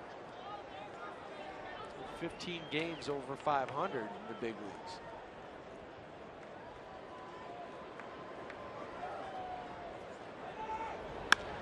This is a bullet to center. It's got to get down. It won't. Trout makes the catch. Here's the throw on its way offline. Eric Young scores 9-7. So Scutaro with a sac fly. 15th RBI for Marco. It's 11 RBIs now for Scutaro in his last 12 games after just having 4 in his previous 45 games.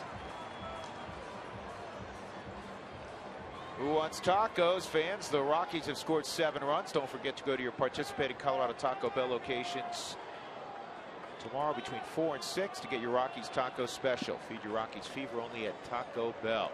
Cargo, a double and a 2-run home run.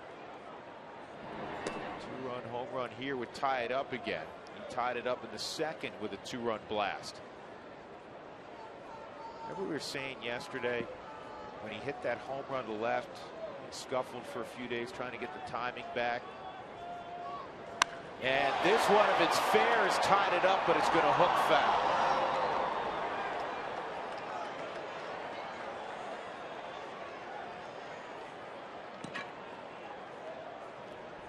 If Santana throws anything around the plate, he may be in big trouble. Tie ball game. Got the count in his favor now, 0-2. 2 hits today. Gonzalez, the average up to 326. Trying to chase down Andre Ethier again for the league lead in ribbies. You're right. That base hit he got to left field yesterday, that tells you it's getting back to where Carlos needs to be. I think the great hitters are able to get the timing back a whole lot quicker than the pedestrian hitters. Yeah, that's why they hit 300, 320s. The other guys are 240 to 260 hitters. Spiked the breaking ball. It's 1-2.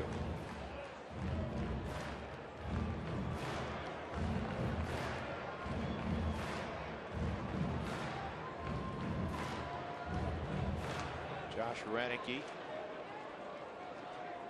will be the next in the ball game for the Rockies. Well, activity Tells Jimmy Wright he's ready to go. Activity in the Angels bullpen as well. Santana gets a big strike out of Gonzalez. Rockies get another run. It is a 9-7 ball game as we move on to the 5th.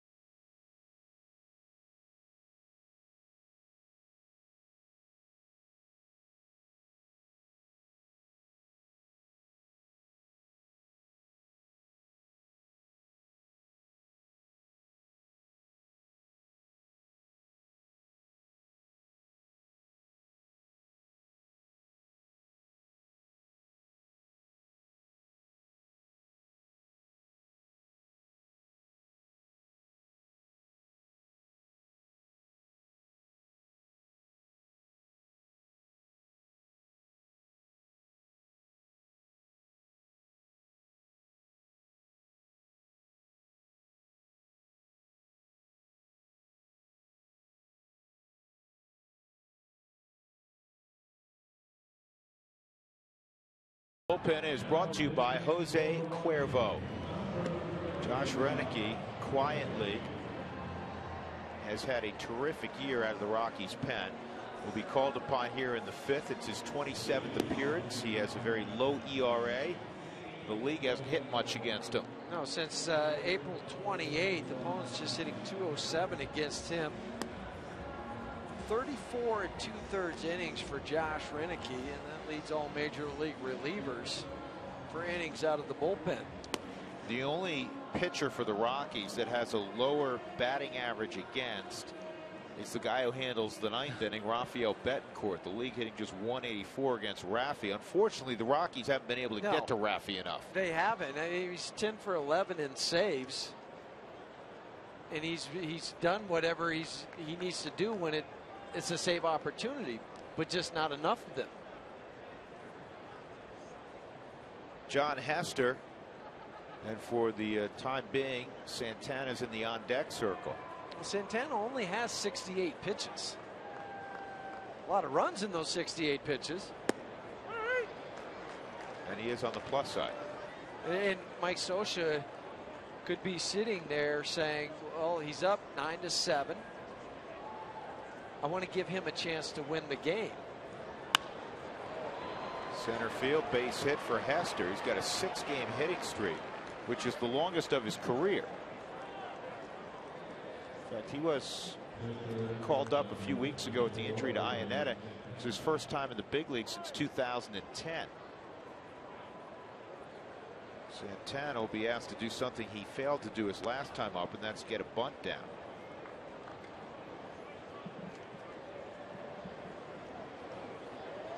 Angels have won 8 straight on the road. The team record is 11 straight.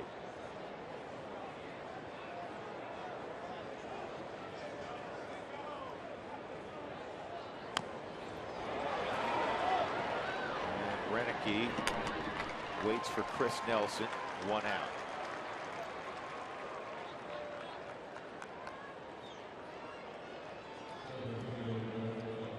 Old Cheyenne's coming up. Text Cheyenne to 720-720 for your chance to win tickets to Hank Williams Jr. You'll also be entered to win tickets to other concerts, ball game, bull riding, all kinds of things. Visit RockyMountain.rootsports.com for official rules. Cheyenne Frontier Days. In fact, we're going to have our pregame up there. The 27th. Joel and the Cowboy. Boy, Cowboy's going to be grinning ear to ear.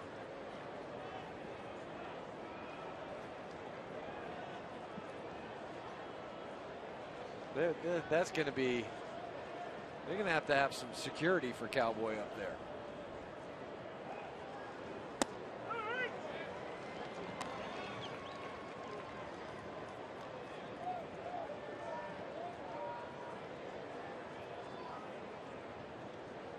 Should bring Cowboy in on a schooner. What do you think? Police escort on a horse. That's what he needs.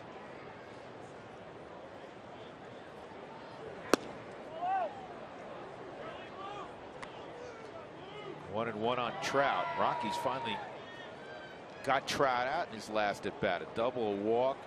He has 7 hits in the series. They struck him out on a 3-2 pitch. Friedrich did, after he fouled off about 3 3-2 pitches in a row. And did they get him at second? No, just daylight play, and Hester got a hand back in. We saw it work yesterday, and if it's a better throw, it works today. But Marco had to reach back across his body. Watch him reach back and not be able to get the tag down in time. If that's over the bag, just drop it on the hand. He's out. Trout, base hit to the left side. Hester had to wait and make sure it got through the infield. First and third. Trout's 8th hit of the series. He's playing catch up though, because the guy who's coming up, Torrey Hunter, has 9 hits and 9 RBIs.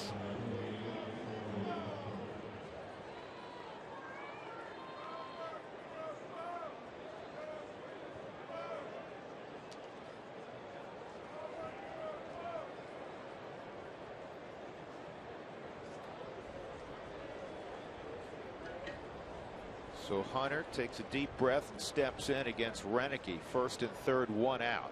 He takes that deep breath every time when he steps into the box. Just a way to calm the nerves down, relax the muscles. So and he did something a veteran guy will do. When they tried to fake the third to go to first, he squared around like he was going to bunt. Yeah, I ain't buying it. No.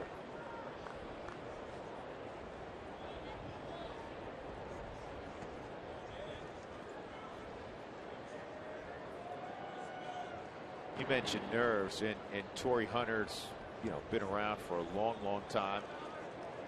He'll be 37 in mid-July. Talking to Jason Giambi, and Jason's 41. And we were talking about how I'd mentioned to him some rookie that the Rockies were playing against the other day. First plate appearance, said I'm sure his back leg was shaking. He said, sometimes that still happens to me. And I said, you got to be kidding me. He goes, no.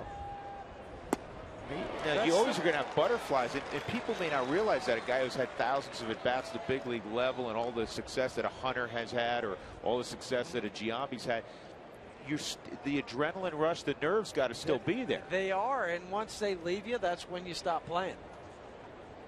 Because that's what gets the juices flowing, the competitive juices, the nerves that meet against the pitcher or the pitcher against the hitter, depending on where you're, what you're doing. But that's what you live for. And you talk to any guy that's retired, not playing the game, doesn't have the uniform on it anymore. That's what you miss about the game, is the competitiveness.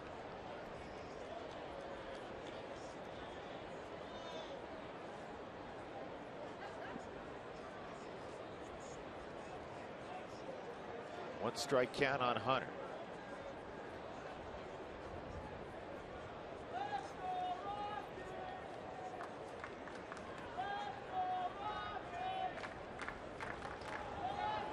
Renicky really trying to freeze the feet of Mike Trout. But this is what Torrey Hunter lives for.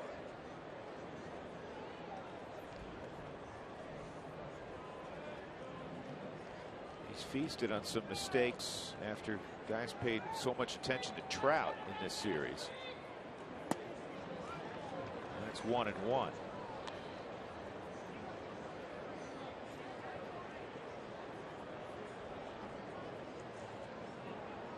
I think that's just an absolute must. Every time you step back in pitch to pitch, Take that deep breath. Yes. Just part of your routine, like readjusting your batting gloves if you're Nomar Garciaparra. You used to do it. Trout takes off. This is pop foul. It's going to land over the Rockies dugout out of play.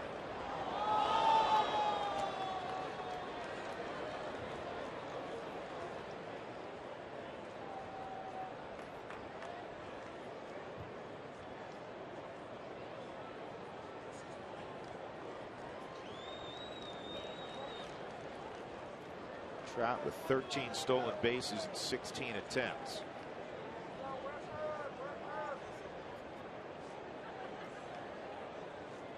And if he goes, you can throw to second base because of the base runner at third base is the catcher, Hester. If it was a fast guy at third, maybe not. You do the fake and throw to third. Not going, and that is strike 3. So Hunter is gone. Big pitch from Renicky for the second out. Just locked him up. Locked up Torrey Hunter. Thought the ball was in. But hit your spot is what Josh Renicky did. Let's quickly go downstairs, check in with Jenny Cavnar. Jenny? Well, guys, if imitation is the best form of flattery, then I would call Marco Scudero a big fan of Albert Pujols, who's coming up to bat now. That's because yesterday during batting practice, you got to take a look at his stance. Amazing. He was doing an imitation of Pujols up at bat. He nailed it to a T. That Major League Baseball Network actually picked it up and ran it. I think Albert Pujols may or may not have caught it. I'm going to say he probably did, because when Scudero hit a double in the second, I saw him exchanging words, and I'm pretty sure Pujols was not a big fan of the imitation, even though he did nail it. 0-1 on Pujols. I would assume that Albert, he does have a sense of humor. Scudero, a middle infielder. But what he was talking about is the way Albert sticks the tongue out and chews on his tongue. That's what he was pointing to in that shot a moment ago, not that last one where he had the open mouth. That's the coverage. Well, Matt Williams, remember, used to make sure he kept his chin on that lead shoulder. He'd reach out with his tongue and lick the uniform. Whatever works. Whatever your trigger mechanism to keep the thought process the same, do it.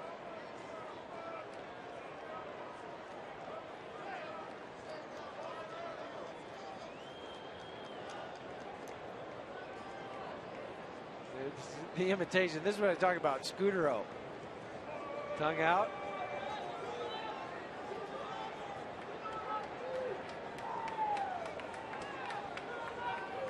Well, if you could come close to imitating what he does in the batter's box, you're pretty good.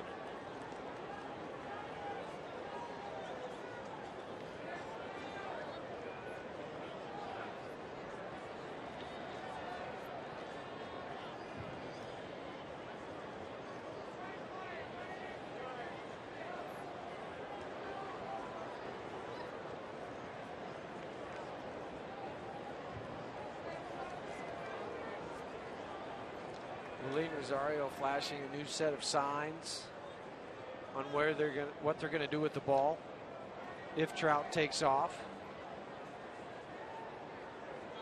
Is it a throw through? Is it a complete arm fake, or do you come up firing to third base?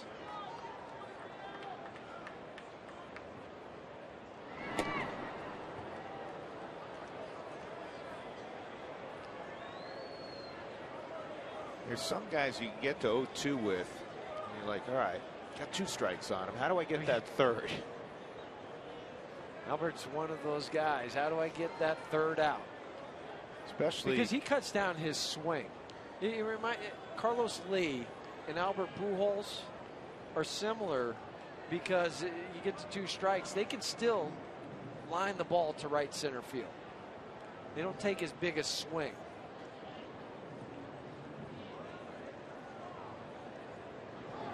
Oh, 2.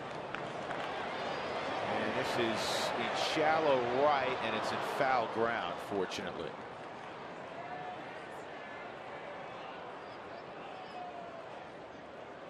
Hitting the road, you can subscribe to MLB.tv to see every Rockies out-of-market game online and on your favorite devices in HD quality. Launch Rockies online with MLB.tv. Since 2001, when Albert came on the scene, he has the highest batting average in interleague play of anybody, 346. In his career, he's hit 321 against the Rockies, which is actually about 5 points below his career average. And we told you earlier, when Albert hit that ball out yesterday, it's the first time he hit a home run at Coors Field since May of 2007, his longest drought in a National League ballpark. Another 0-2, and this one's popped up and out of play.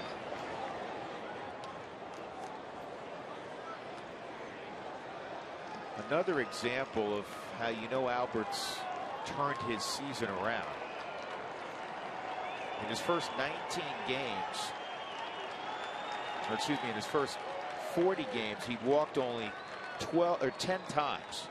10 walks in 40 games. That's not like Albert Pujols. His last 19, he's walked a dozen. That's a lot more like Pujols, who makes you throw it over the plate.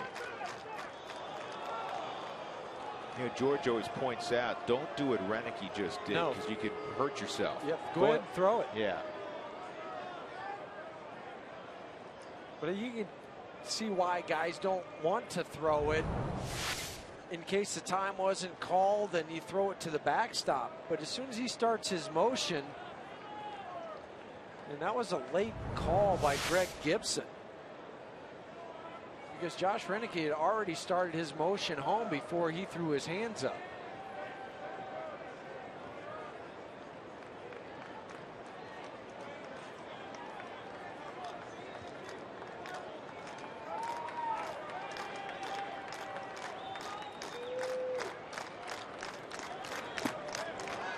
And it's 1-2.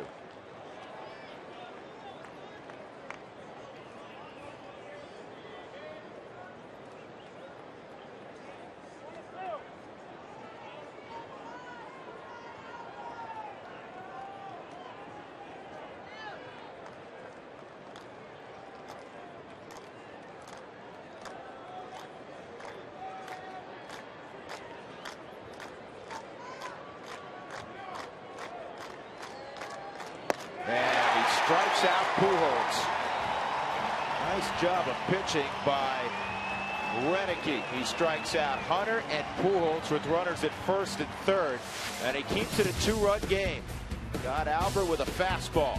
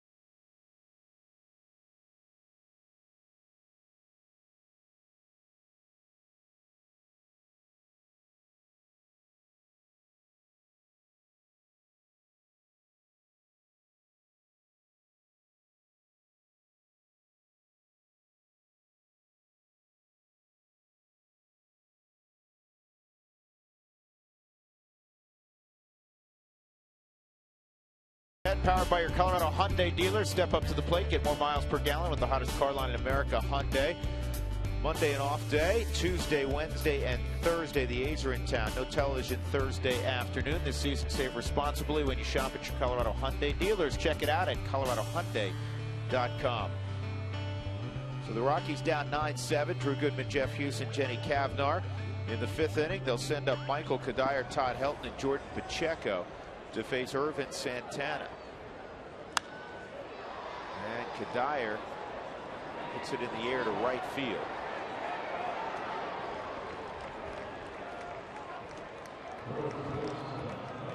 Hunter makes a catch. That'll bring up Todd Helton.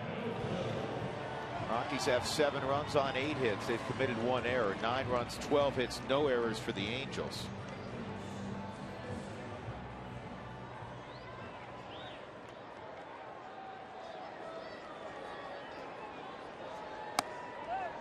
Helton, a fly ball to center field and a ground ball to third.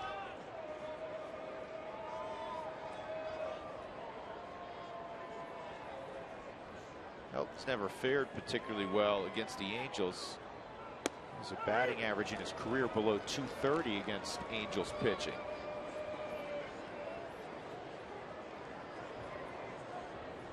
Todd was 2 for 4 Friday night. That's strike 1 and 2. Day off yesterday, come back, play today. Day off on Monday. Trying to keep the innings and games down for Todd.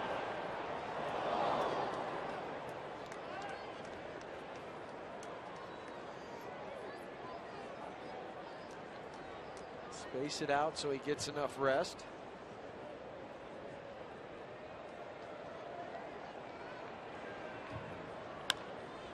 And he got out on his front side, looped it to shallow right, and Kendrick drops the baseball. That was a tough play. He's battling Sun and about a 30-yard sprint. He got there, couldn't secure it. It's a Sun more than anything where you're dropping back, and Torrey Hunter's playing back towards the track more. Howie Kendrick running, reaches up off the heel of his glove. And when you're running sideways as an infielder, those are the ones that the ball starts to jump on and your head's bouncing, the ball's bouncing. Because you can't run on the balls of your feet. And this one goes off the glove of Hester. It looked like a cross-up, and Helton will go to second. That was ruled an error on Howie Kendrick, his 5th on the season, and it's 2 in 2 games for Howie Kendrick, or 2 in 3 games now, and both of them have come off the bat of Todd Helton. Yeah, and he only had 3 errors coming into the series.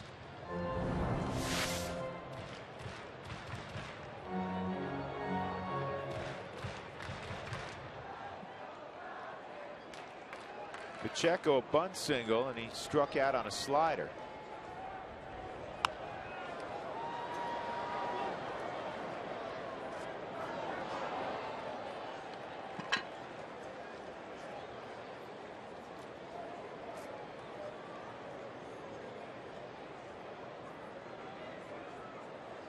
They did rule that a wild pitch.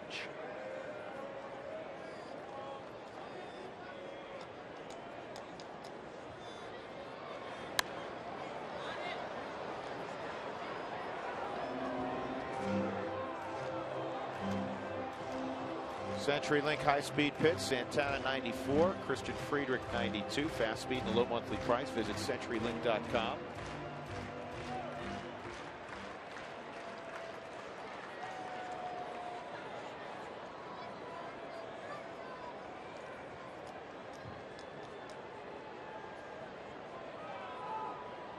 Pacheco, pretty good 2-strike hitter. 1-2, and it's 2-2. He learned from his last strikeout with the slider away from him.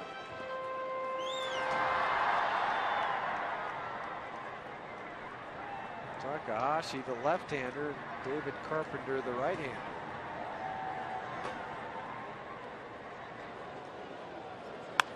And this is caught by Kendrick. It's going to be a double play. So Howie Kendrick makes amends for the drop pop. He steals a hit on that floater to center field off the bat of Pacheco, and he turns it into a double play. We'll go to the 6th inning. The Angels 9 and the Rockies 7.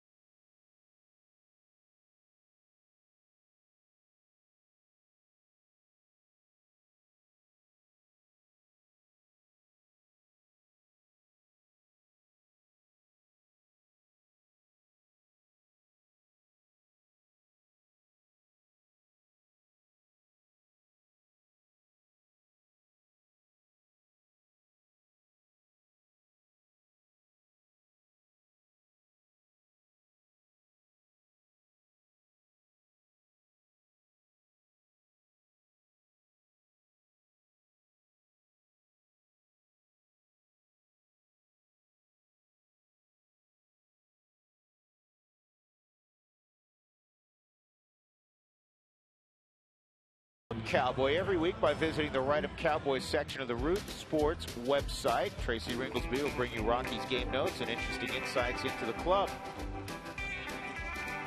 For more, visit RockyMountain.rootsports.com. You know, there's a cowboy theme dress code on the start of the next trip to Detroit, and you and I may have to go and visit the Cowboys estate outside of Cheyenne for some clothing. You might have to.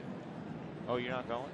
I'm not going to Detroit, but I'm going to be in Philadelphia and Texas. Well, but I've got my own. You better show up in your cowboy garb. You do have your own. Yes. It happens when you go to school in Wyoming. They kick you out unless you buy yourself a Stetson and some boots. Mark Trumbo, 2 3-run home runs in the game, a career best 6 RBIs. Trumbo with 14 home runs. He's driven in 39 now.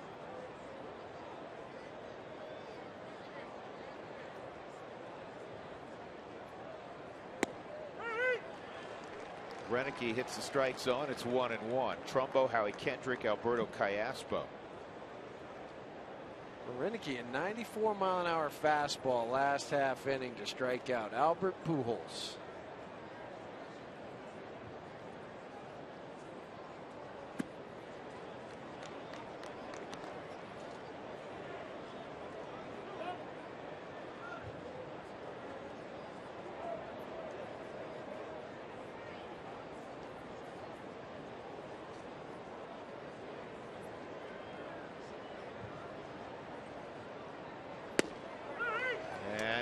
The zone there with a 93-mile-an-hour heater, so it's 2-2.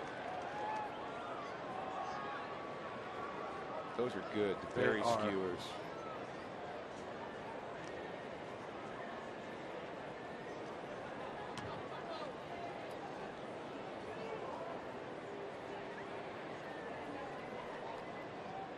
A lot of good food here at Coors Field. Throughout baseball, the cuisine has changed dramatically from what we remember going to parks growing up. 2-2, and it's fouled off. It used to be just hot dogs and nachos and popcorn. We have these berries and Famous Dave's here, Helton Burger Shack. And look, to do those berries takes quite an assembly line. Ooh. Getting hungry. Yes, I am. 3-2 on Trumbo.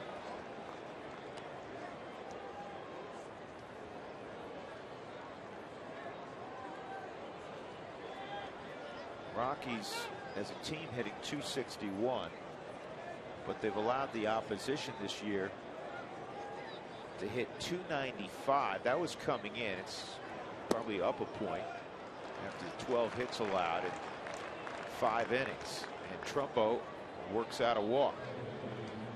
Rockies have not retired the side in order in this game. Similar to yesterday, it's not just one bad inning, it's multiple innings where the Angels have scored. Kendrick steps in, he's 1 for 3. Did it just twice in yesterday's game. Retired the side in order. Yeah. In the 5th, and then. And Trumbo took off. It was like a bunt and run, and now he's hung up.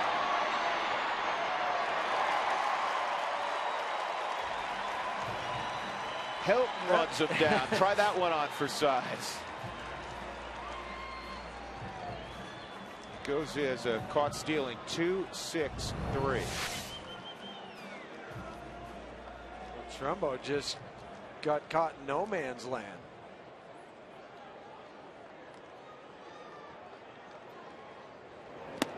See, he turned instead of doing this shuffle where you could go back to first.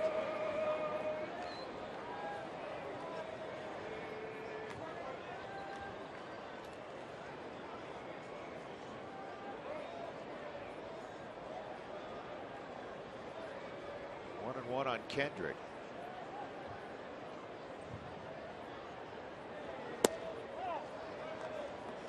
Greg Gibson says ball, 2-1.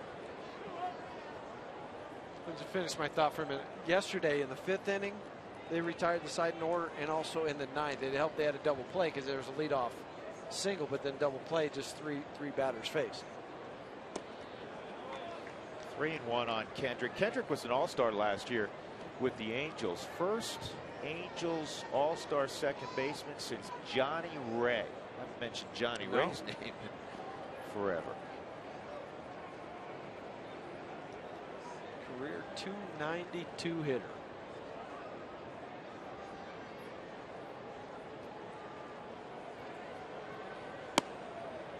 And he draws a walk. That's back-to-back walks allowed by Renicky, which if there's one criticism of Josh, if we know how effective he's been this year, is he will walk some folks.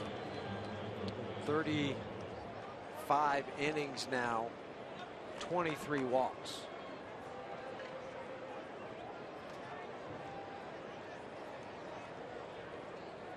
Three walks, 25 strikeouts.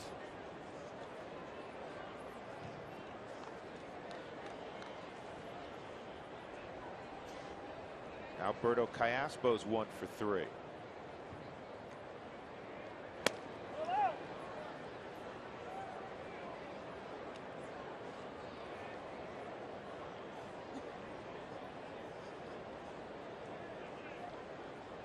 Callaspo is one of 5 switch hitters that the Angels have on their roster. One of the big ones who's finally healthy again. We've seen just once in this series. That was Friday night as a starter, Kendrys Morales.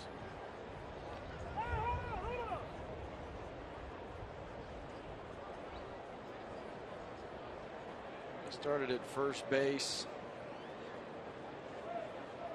Morales did. Played 7 innings.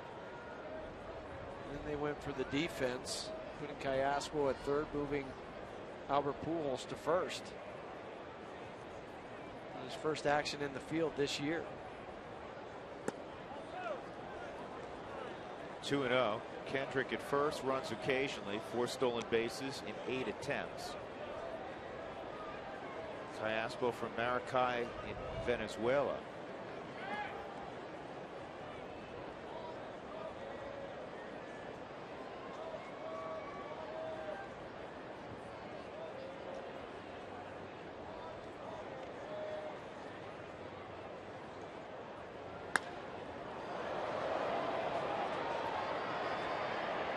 Colvin waiting. He's got it. 2 outs.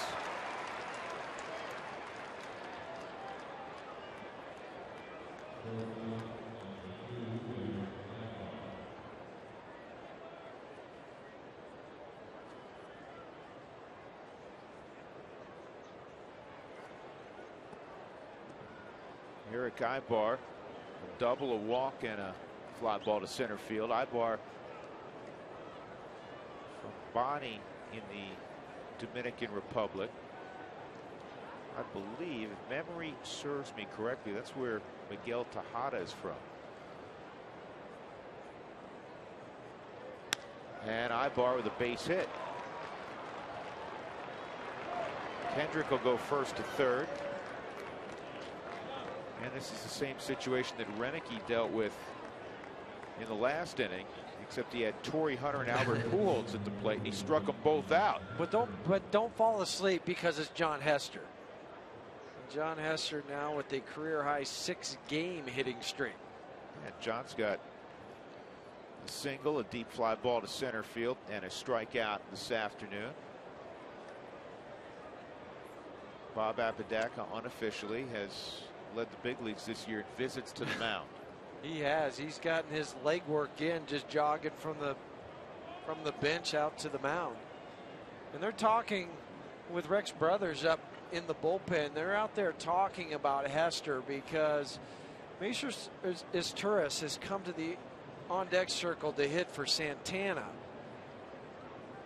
So you can't look over there and say, well, the pitcher's going to be next. We can pitch around this guy. Mike Scioscia's already tipped his hand is what he's going to do. And on the day for the Angels are 4 for 10 with runners in scoring position.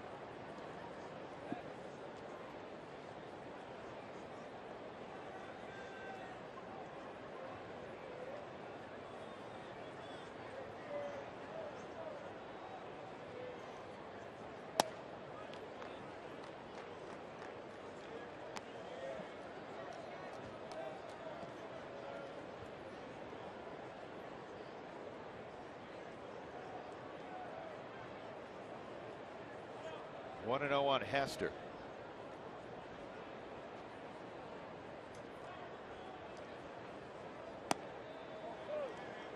That's 2-0.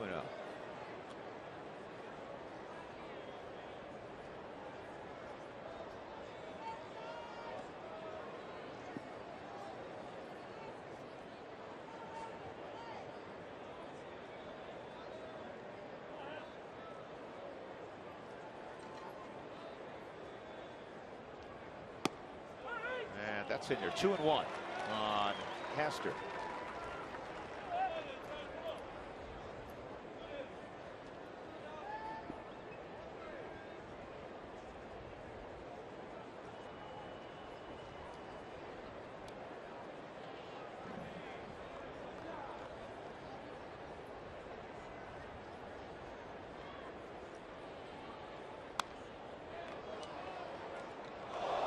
So a 2-2 count.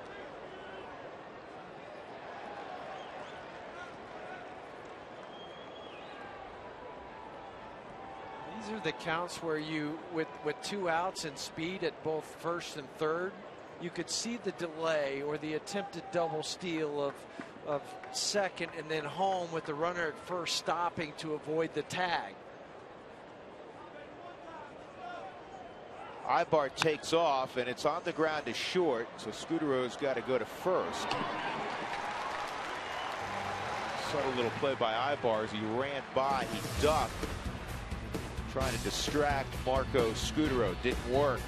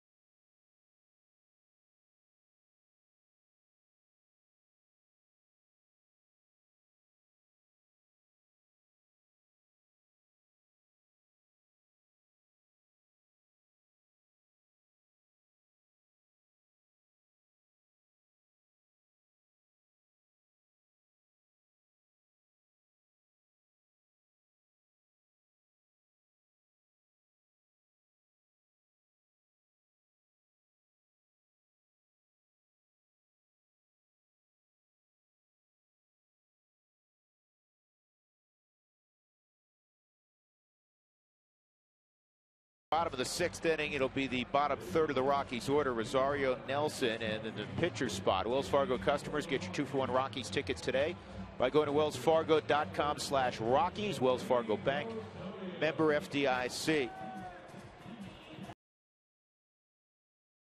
Now Dexter Fowler has a helmet on. Maybe an indication he's going to pinch hit for Renicky. Irvin Santana still out there, 6th inning. Santana gave up a run in the first, gave up 5 in the second, another run in the 4th. Rockies have home runs today from Tyler Colvin, his 3rd in 2 days, a 3-run shot, and also a 2-run shot from Cargo.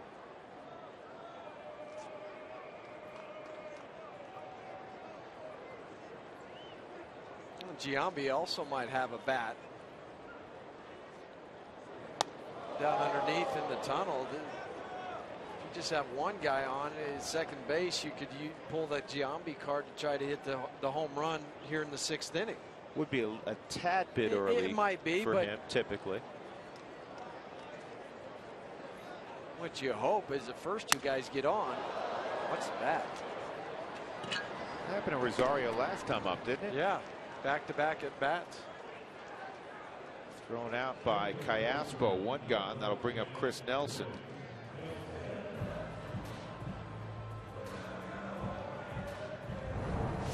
Well, Last time it was a 6-3 ground out. This time 5-3. In both swings, it's off the end of the bat. It's not a jam shot.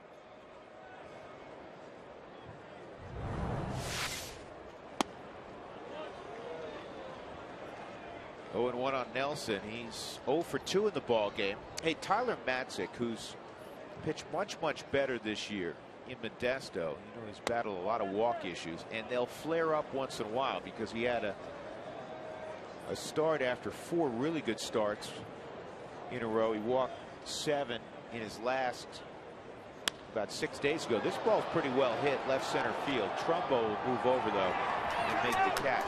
Well, last night he took a no-hitter into the 7th inning. He ended up giving up a run on 1 hit in his outing yesterday for Modesto. Modesto won the ball game 2-1 in 10 innings over Bakersfield. 21-year-old left-hander continues to, for the most part, pitch well when he's in the strike zone. His earned run average is just 287. Well, it's nice to see because those games that you're talking about with the high walk total are less frequent. Nieves is going to pinch hit now instead of Dexter Fowler.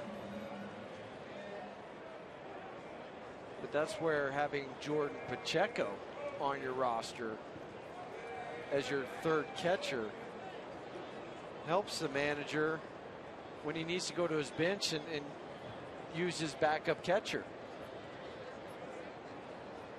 You're not worried about what happens if Willeen gets nicked up.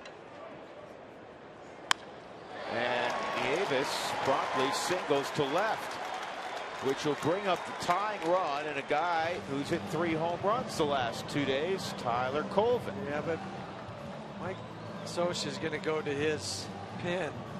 He's going to bring in a lefty. Yeah, he's not going to let Tyler face Santana again. Well, Rockies pitch hitters today, 2 for 2. Eric Young Jr. with the pinch hit, and Nieves with the pinch hit. Well, it won't be a lefty. It'll be LaTroy Hawkins when we come back.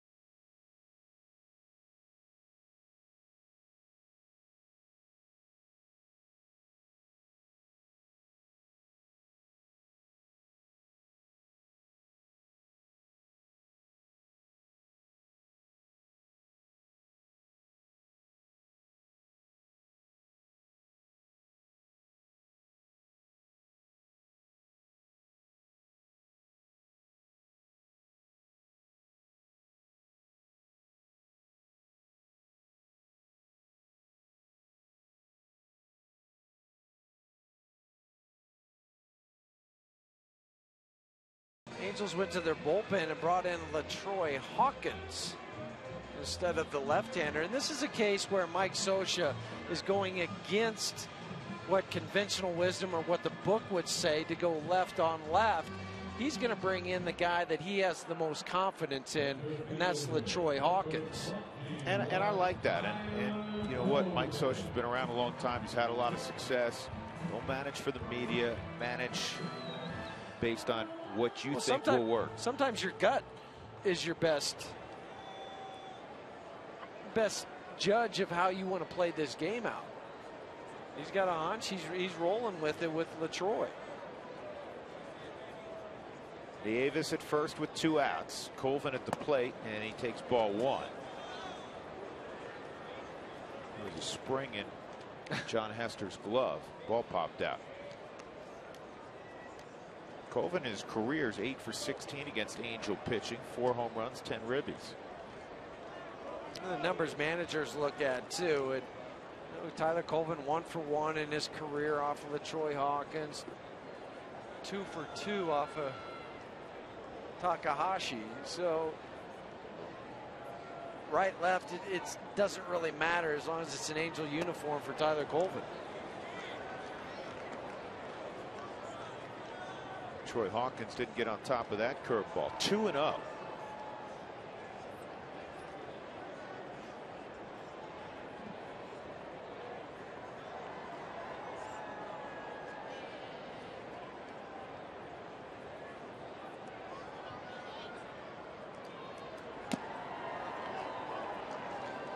They play Colvin as a pull hitter in the infield and the outfield. And the Angels, under Mike Scioscia here at Coors Field, they just play really, really deep. They're going to give up the bloop single. Some teams will come in here defensively and say, you know what, we're going to make you hit it over our heads. We want to take away the soft single. Not the Angels. The Mariners played in more. They were taking the bloop away. 2-2.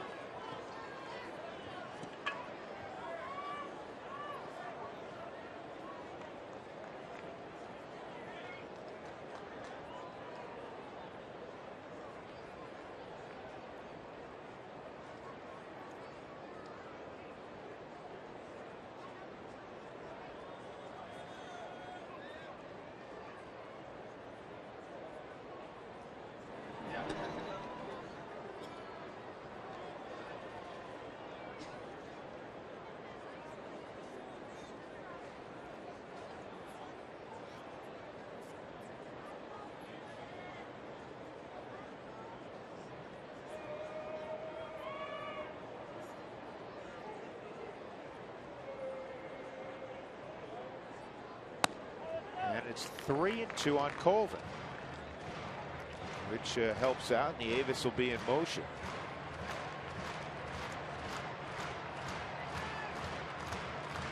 Robert's not going to let him stray too far from the bag. He's going to stay in his hip pocket until the pitch is starting to be delivered. Then he'll back up to give himself more range. It's driven foul. Let's take a look at our Coors Light Cold Hard Blast.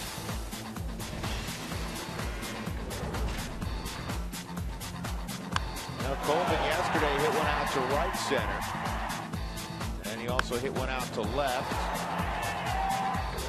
And today he hit one to center, so he's got all the fields covered. Despite that effort by Mike Trout. 3-2 again.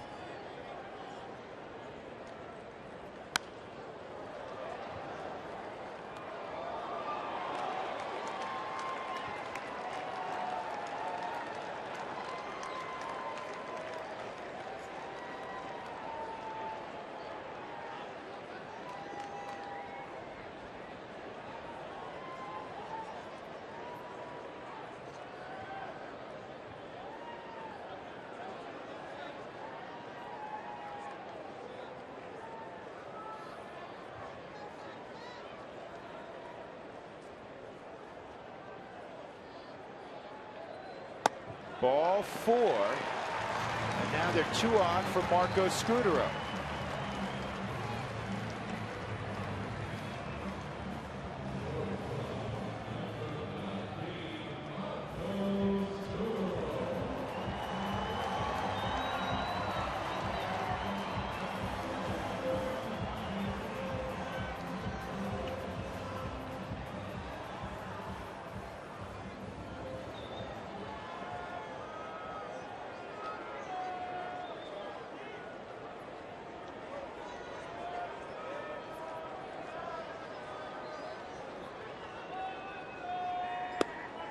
That pitch misses. Ball 1. Fastball sliders is what LaTroy Hawkins likes to throw to right-handed hitters. Missed the last 30 ball games because of a broken right pinky. Just activated yesterday. Rockies down a pair of runs, and it's hit to third, and a nice play by Callaspo, who almost threw that over the head of Albert Pujols. So the Rockies get a couple of base runners, do not score. We move on, 9-7.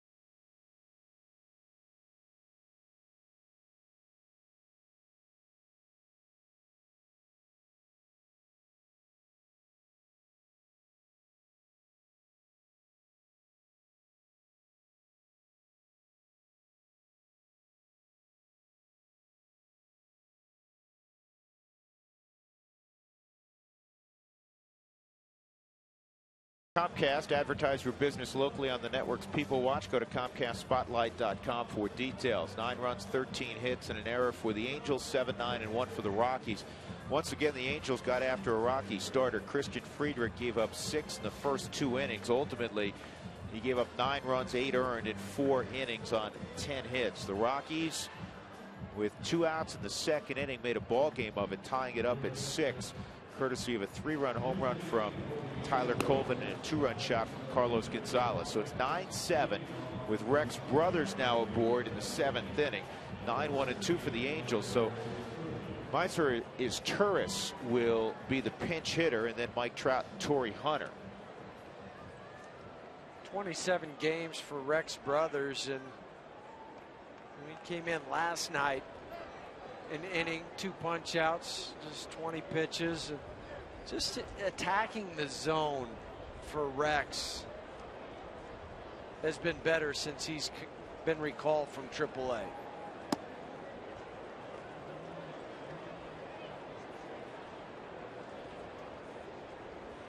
This Turris 0 for 8 pinch hitting this year for the Angels.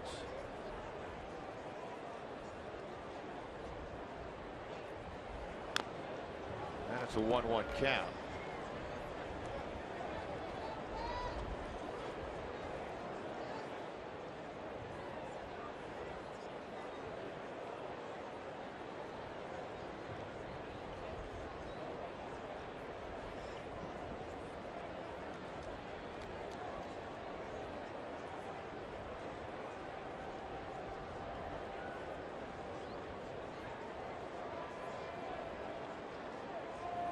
And Brothers has that pitch line to shortstop.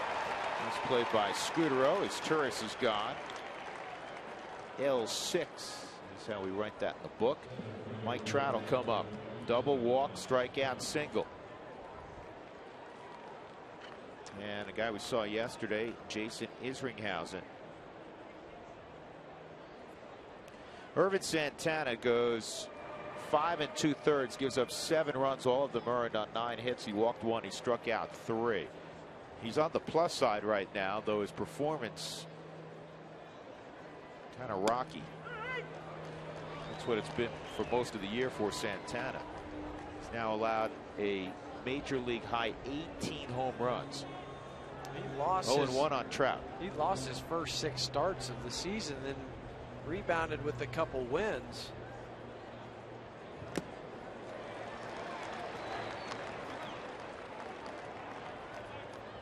You know, the Angels have been doing a lot of things offensively. When Trout here in the 7th inning in a 3-game set is up for the 15th time.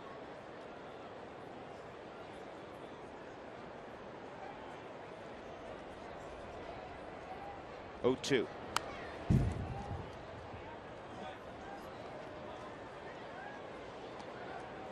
Rex is mad at himself for hanging that slider. Well, he could be a lot Could be more worse. angry with himself had that slider not gotten hit backwards.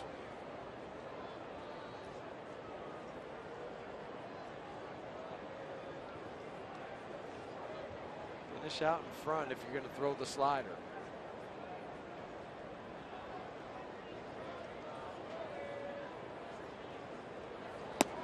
And he got Trout. 2 gone in the 7th inning. Torrey Hunter coming up. Rockies next inning in the 7th in a 2-run game. We'll have Cargo, Kadire, and Helt. This is a fastball. He just blew by Mike Trout. Mike Shaw Subaru Supermo. Shows you how late Trout was on the swing.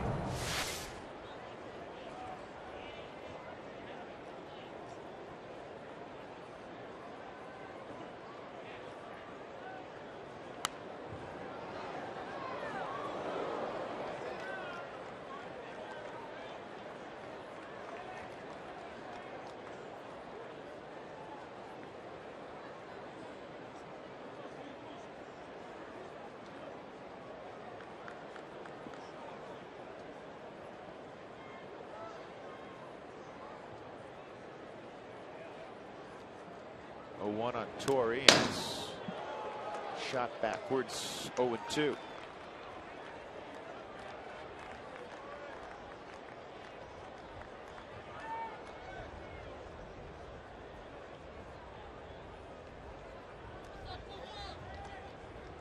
Torrey's still using the old ash bats, not the maple ones that are so common now. I was talking to somebody recently who used ash. You just don't see it that much.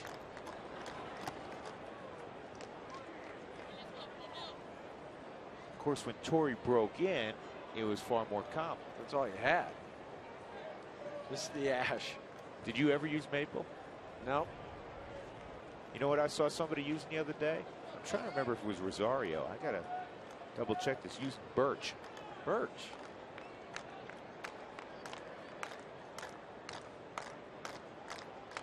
Supposedly it's hard like maple and doesn't, it doesn't shatter as, like, the ash doesn't shatter that much. It Well, kind if of it is is a combination Rosario, of both. he's at 2 break today, though.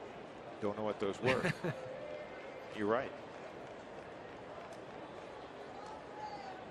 You just don't want to go up there with balsa wood. No. 2-2.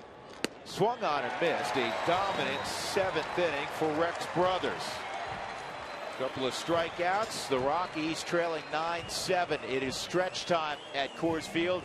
And on this Sunday, as we like to do, we stick around for a rendition of God Bless America, performed by Petty Officer Second Class Mark Stallings. Enjoy, everybody.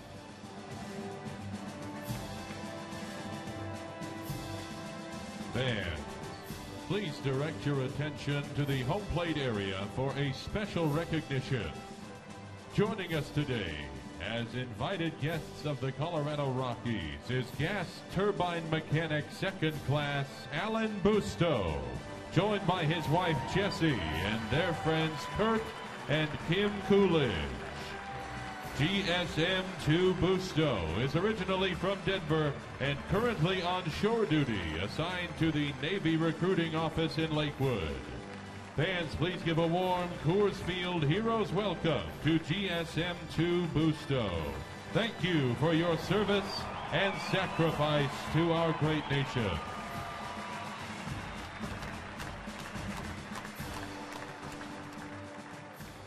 Fans, please remain standing as we honor our great country by the performance of God Bless America. Performing God Bless America today is Petty Officer Second Class Mark Stallings. Please welcome Petty Officer Stallings and join him by singing along to God Bless America.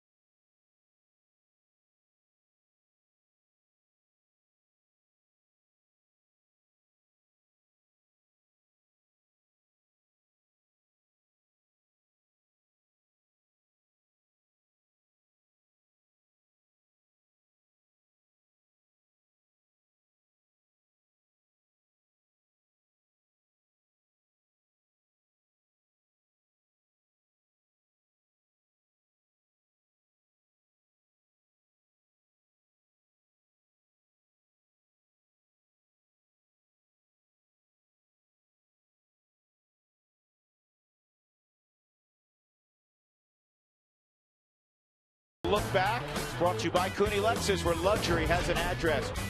In the first inning, Mark Trumbo, with 2 men aboard, would hit one deep into the afternoon, shall we say. And then later on in the ball game, it was Torrey Hunter's 3rd home run of the series. Rockies would counter. They got a couple of home runs. 3-run shot off the glove in center field of Mike Trout. That one was by Tyler Colvin. And then Carlos Gonzalez with his 16th of the year, 2-run shot later on in that 2nd inning. 4th inning, there's that man again, Mark Trumbo, again with 2 men aboard, his 2nd 3-run jack. You're up to speed on the home runs and most of the scoring. 9-7 Angels. We've been locked in on that score since the 4th inning.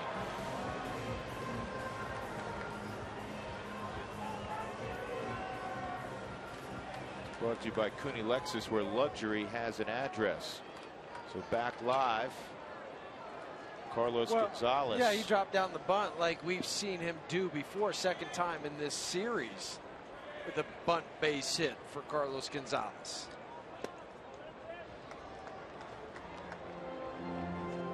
Yeah, there's a piece that was written online that C.J. Wilson was upset with Carlos Gonzalez for laying down a bunt in the 4th inning of a no-hitter. I mean, it's one thing if it was the 7th inning or even the 6th inning. It was a 2-run ball game. Cardinals was trying to, get on base against a guy who had nasty stuff. It was a perfectly good play, and I think it was kind of overstated. I think C.J. Wilson who said, hey, I know the guy's swinging the bat really well. It surprised me. He didn't say, boy, that's the wrong thing to do. The headline made it sound like he perhaps trying to stir up controversy. Exactly. Cargo started to go shut it down. So Kadire, and that's why it's a good play right here. Kadire's now the tying run. Todd Helton, when he comes up, potentially, unless there's a double play here, is the tying run. Give them what they take what they give you. If Carlos would have hit a home run, you're still down by 1.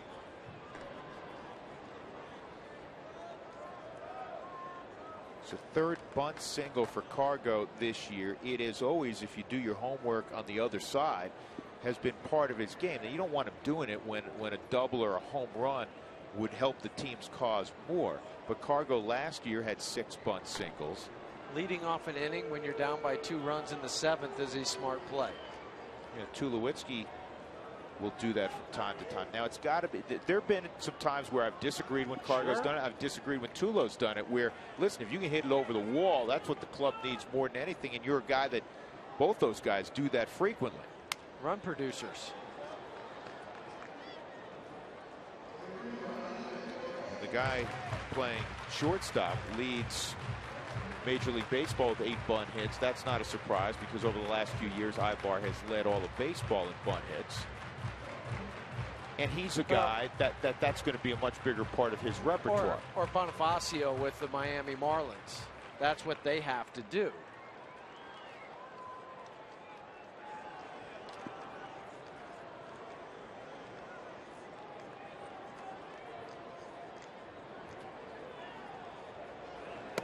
Runner going, no attempt to throw out Carlos Gonzalez. He's now 9 of 9 stealing bases. High leg kick for Isringhausen. Stole that on the pitcher. Carlos with the jump, the look back. John Hester put it in his back pocket, just tossed it back to the pitcher, said, no, I'm not going to try.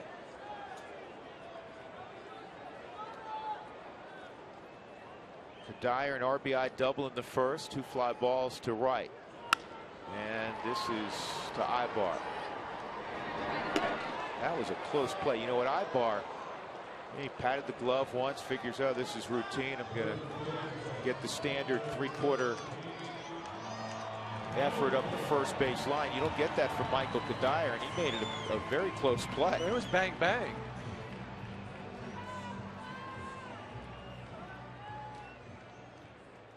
Torrey Hunter's out in right field, said, man, I've seen that. I've seen that. You better get rid of the baseball. We saw Michael Kadire cause an error on a comebacker this year. Helton bounces one to second. Kendrick's up with it. Gonzalez to third with 2 outs. And that'll bring up Pacheco, who's been pretty good with 2 outs and runners in scoring position. Been around at the 400 mark with runners in scoring position.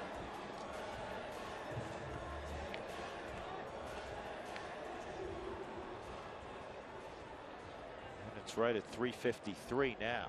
With 2 outs and runners in scoring position, overall 394. Jordan has a bunt hit today. He's 1 for 3.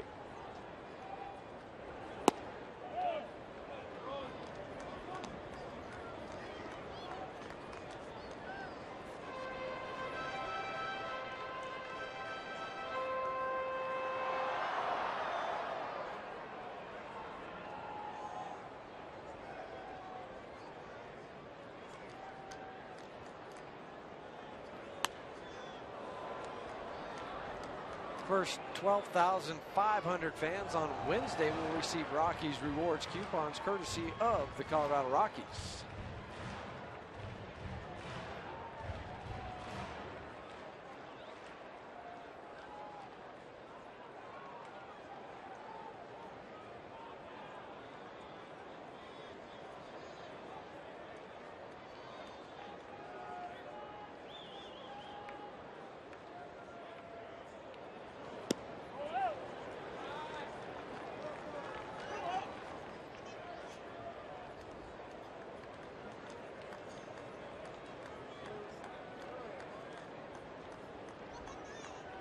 9-7 Angels, bottom of the 7th inning.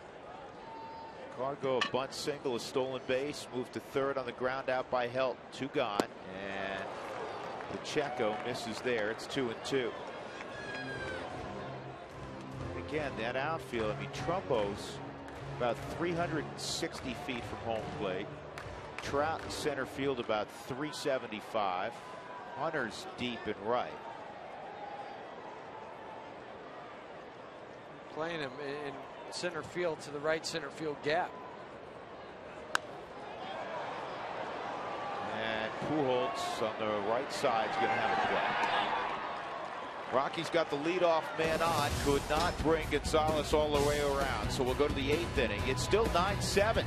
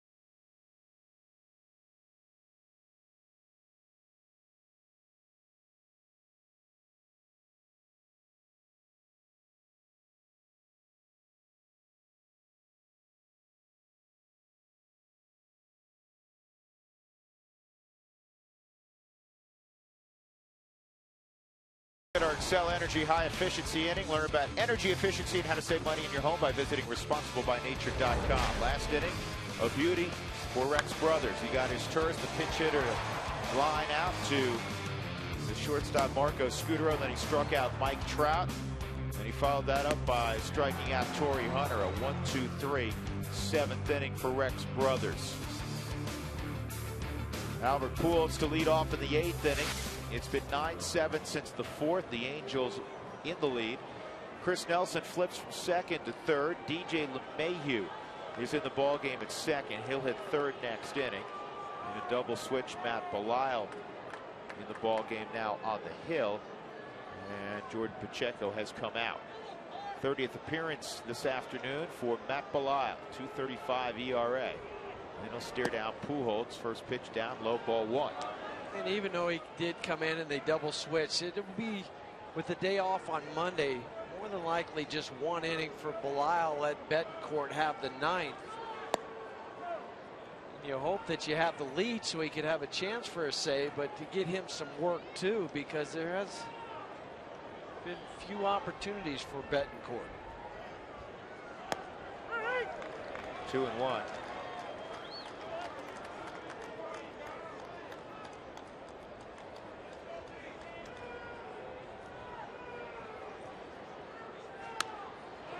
Slice down the right field line. That's a fair ball. It kicks to Kadire. He may have a shot at Pujols at second, and the throw's offline. And it's backed up by Chris Nelson. So it's a double for Pujols, his second hit of the game.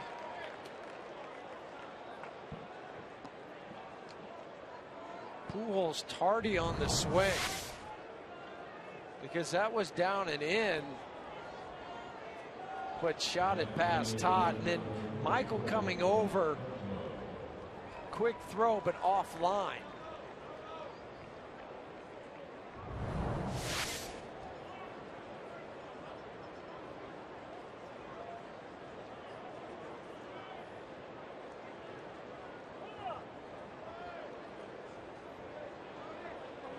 Mark Trumbo, quiet the first 2 games of this series. He's been a monster today. 3-run home run walk, 3-run home run walk.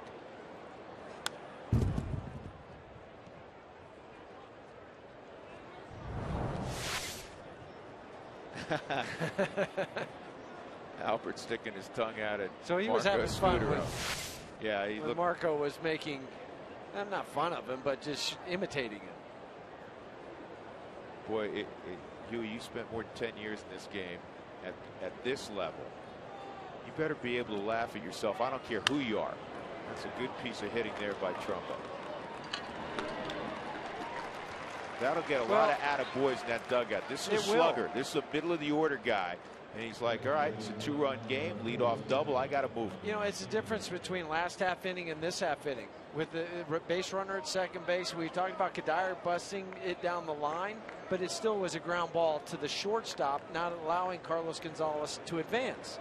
This time they get Pujols at second base, Trumbo to Hopper to the second baseman, Albert's at third with 1 out. And now you have to play your infield at the number 3 depth, coming in to cut off that extra run.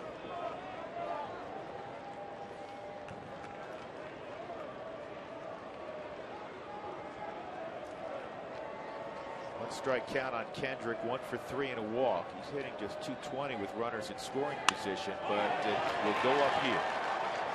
The Angels do what they have to win baseball games. They manufacture a run there after a lead double by Albert Pujols, and it's 10-7. 11 runs yesterday, 10 today. You're not going to win many games giving up those kind of numbers. And this wasn't a wild swing from Howie Kendrick. It was just a swing to make contact. More holes are opened up with the infield where they're playing. He drove the run in. Callaspo at the plate.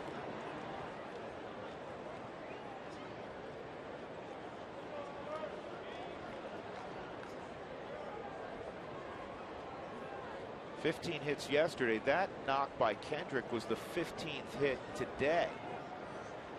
4th time this year they've had 15 in a game. They've not yet had 16. Kendrick takes off. This goes under the glove of Todd Helton. Kendrick's going to go to third. Helton's without an error this year. That, we'll see how it's scored. That may be his first, though. Listen, he completely whiffed on it, going to his right, coming off the bag. Knowing Todd, he'd tell you that's a play he's got to make. We'll look to see, did it go under his glove or just off to the side? That went under.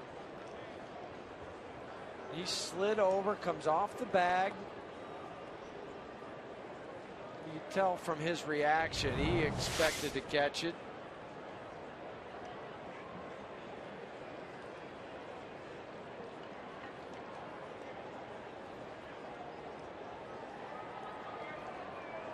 No official scoring yet, but that's got to be an error.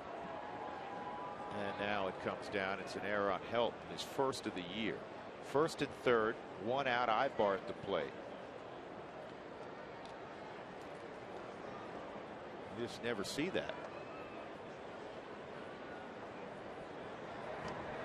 Ernesto Frieri from yesterday. He's doing his thing in the bullpen.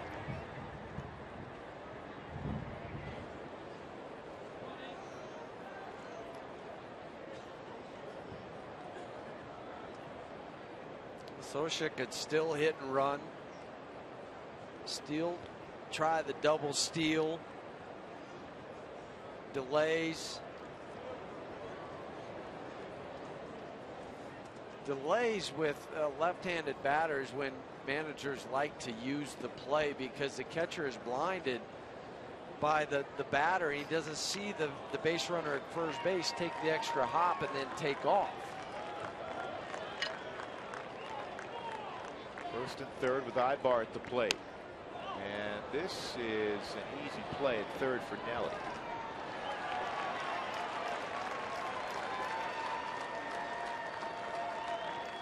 Tour god John Hester will come to the plate.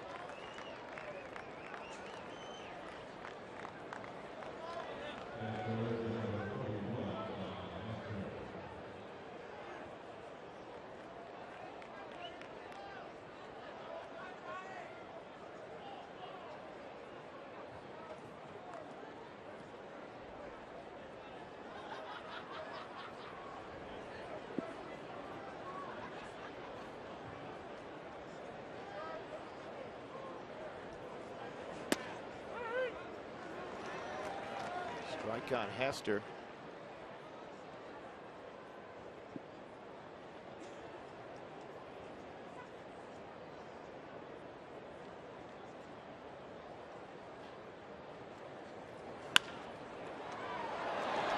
Nelly to first, got it. Nice play by Chris Nelson.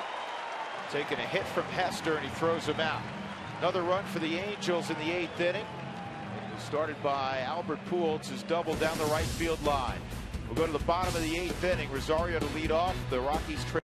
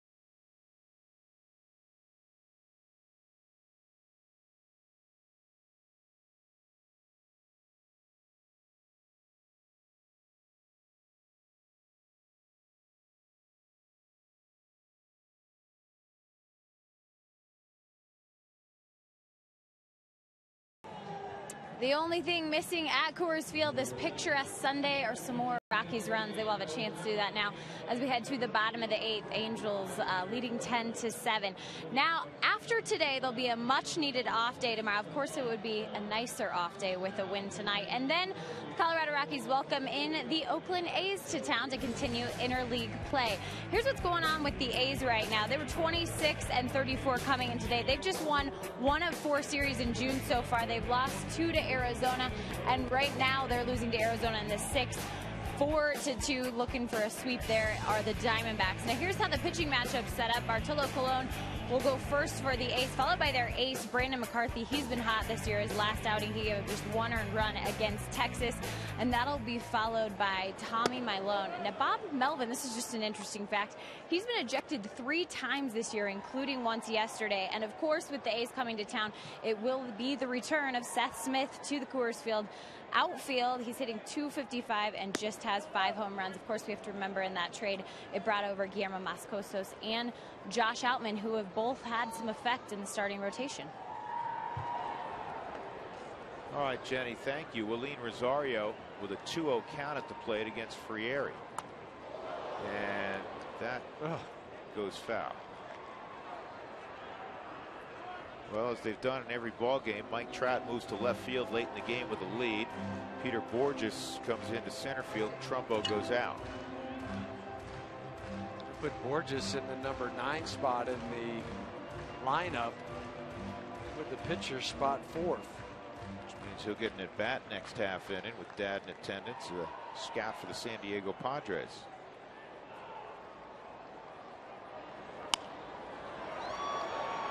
Pop fly, left field, Trout. 1 out.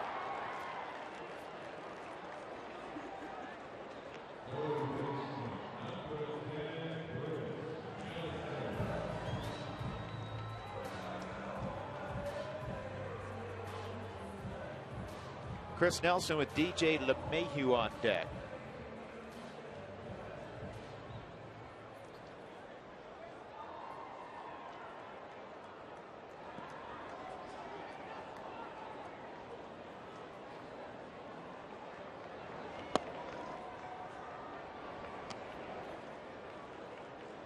Friere, wonder why San Diego traded him so early in the season. Waiting to hold on to him until July sometime. See if you can get more for him.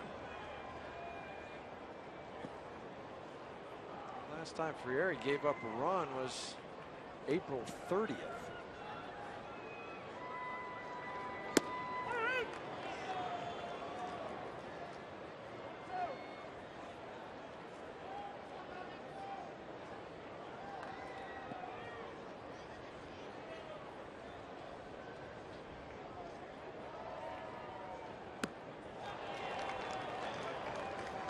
Friere with that nasty stuff strikes out Nelson.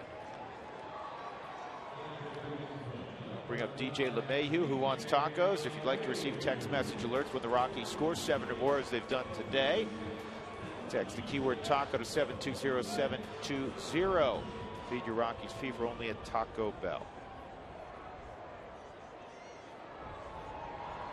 This particular spot in the lineup has performed well today.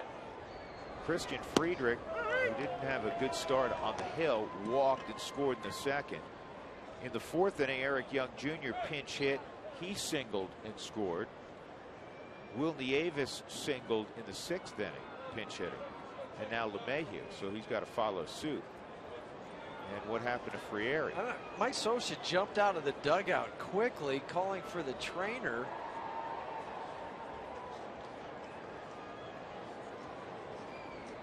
Thought he said, it's fine. Yeah. Laughing about it, so there's no worries with the arm.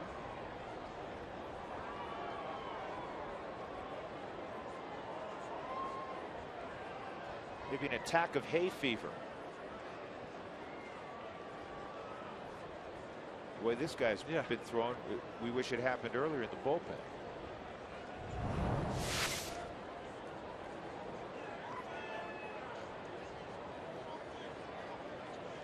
Anytime you grimace, that's going to get a call from the dugout.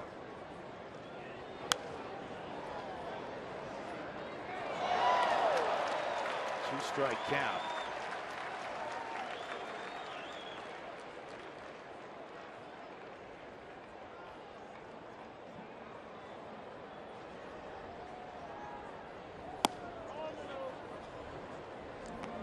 This hides the baseball well. And he's got a high leg kick. So where he drops his hands, the high leg kick, that's what helps him hide it. Watch where the glove and hands go behind his body there.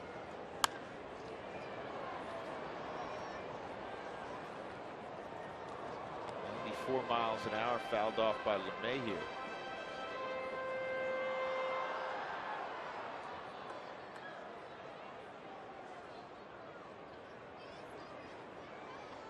Once the left leg come up, the glove goes one way, the hand drops behind. Strike 3 on the corner. Another dominant inning from Ernesto Friere. What a pickup he's been for Mike Scioscia and general manager Jerry Dipoto. We go to the 9th inning. Angels 10, Rockies 7.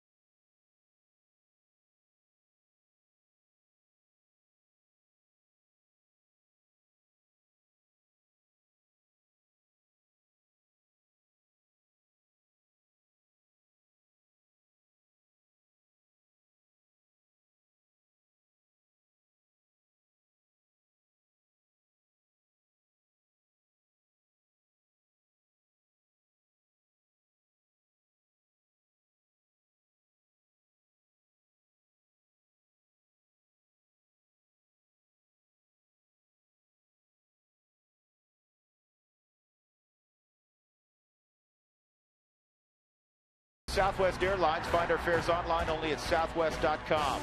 By StubHub, hey fans, want to be here in person the next time your Rockies take the field? Just head to StubHub and choose your seats today.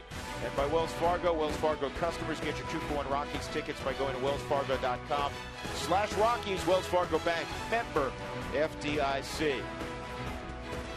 On a pretty Sunday afternoon, the Rockies are on the short end right now in the 9th inning, 10-7.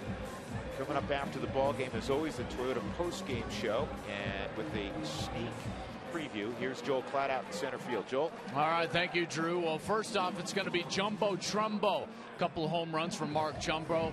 Both of those 3-run variety hurt the Rocks in this ball game. Plus, Josh Renegade, the Renegade out in the bullpen. After his 2 scoreless innings this afternoon, he leads the league in innings pitched for relievers with a sub-2 ERA, a rare bright spot for that Rocks pitching staff. Plus, we'll get down to the clubhouse here from Jim Tracy. That's all coming up on the Toyota postgame show. Here we go. All right, Joel, thank you. We'll look forward to that. Hopefully, the Rockies are able to produce a dramatic Coors Field comeback, down 3 runs. Don't forget, Toyota Talk continues during the entire postgame show, so keep on texting in your comments. Rafael Betancourt getting some work here with the Rockies trailing in the 9th inning. Tomorrow's an off day, and unfortunately, and this speaks volumes about where the Rockies have been of late, we've too often seen Rafael in a situation of quote-unquote getting work as opposed to saving ball games. Yeah, and he did that Wednesday's game down in Arizona. He came in and finished up that ball game, and the one the Rockies lost 6-1 through an inning. 14 pitches. Some relievers or closers don't like to get that so-called just work in. They want to be in a safe situation, but you have to stay sharp too. So the next time you come out there, it's not a week in between save chances. That is why he is in there. Borges tries to bunt his way on. Borges, a 25-year-old, grew up in Arizona. Notre Dame High School in Arizona. First-round pick. That's what I mean. He's a 4th outfielder right now. He's a pretty good player. Last year he had 271, 502 at bats. And he might be faster than Mike Trout. I'd like to see that race. 12 home runs last year, 11 triples, 26 doubles. For that, you're 4th. You're 4th outfielder.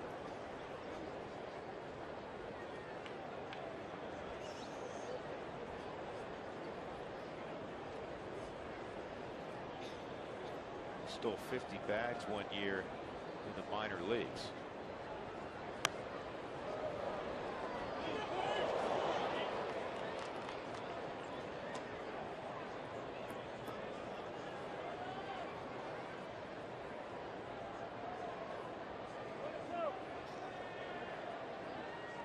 They say first round. I'm at 10th round.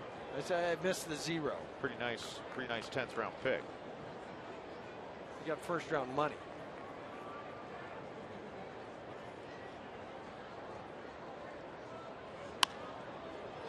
And it's a pop fly to shallow center. Colvin got a late break, but he'll get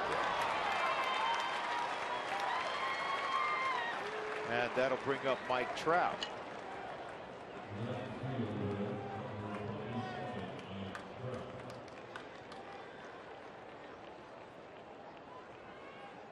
The stylist will be at Coors Field this Tuesday, providing haircuts and collecting donations for the Colorado Rockies Baseball Club Foundation, presented by Great Clips.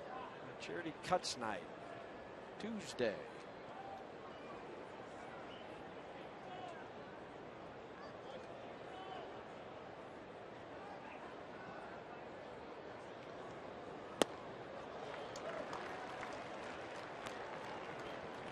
Trout, a double, a walk, a strikeout, a single, and another strikeout. 8 hits in the series for Mike Trout. Average resting at a pretty 353. Not pretty if you're 60 feet 6 inches away trying to get him out. And he shortened up the bunt. I was talking to Jerry DiPoto about his ability to bunt, and he said he's got it. He can push a bunt or direct one up the third base line. Fargo, you know, he could do it. He may be the He may bunt for hits better than anybody on the Rockies. He's a sneaky bunter, if that makes sense. This ball leaned on left center field and deep. Colvin chasing, and he's going to make the catch right in front of that corner, which is about 420. It's not marked, but it's actually farther away than the wall in dead center field. So a long fly ball off the batted trap. Tyler Colvin can cover more ground than what you think because of how big and tall and lanky he is.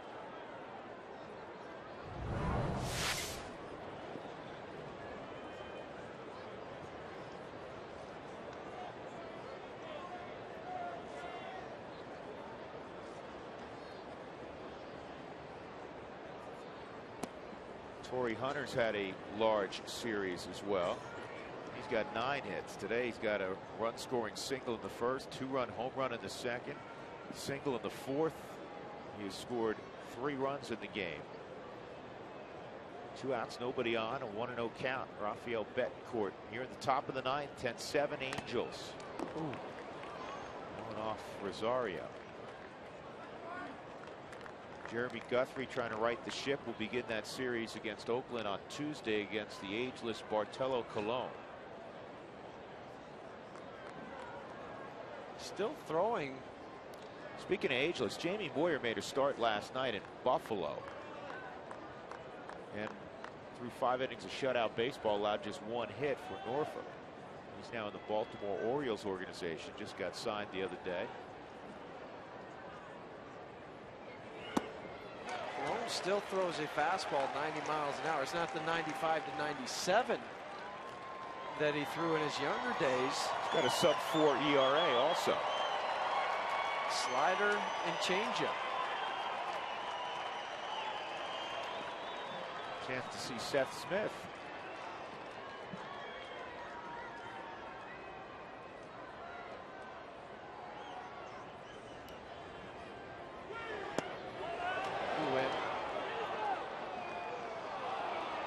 Guess not. Yeah, Greg Gibson's asked his buddy Jerry Davis all afternoon. Every time it's the same. No swing. Nope.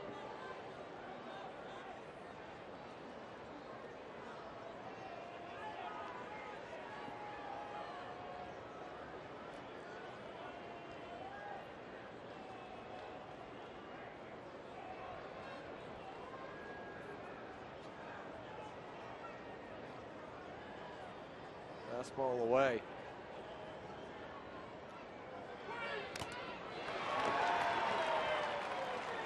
Foul balls in this at bat for William Rosario off the mask. Checking the mask, see if it's intact. Mike Shaw Subaru Supermo, just change of direction from where Rosario thought it was going to be because of the foul tip.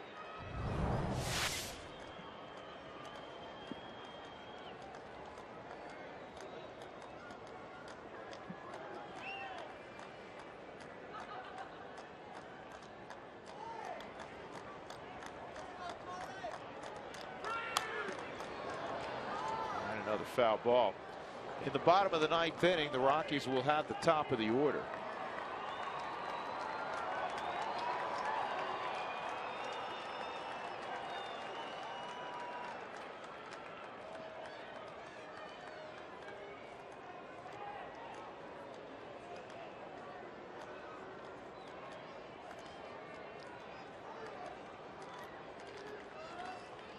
Scott Downs throwing in the Angels bullpen. He's been switching off with Ernesto Frieri lately.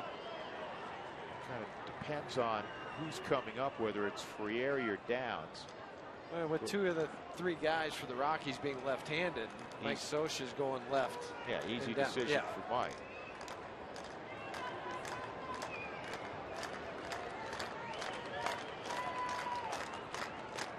Three and 2 on Hunter. Got him on a curveball. 1-2-3 9th inning for Rafael Betancourt. Rockies will begin next inning with Tyler Colvin. They trail 10-7. And Scudero and Carlos Gonzalez.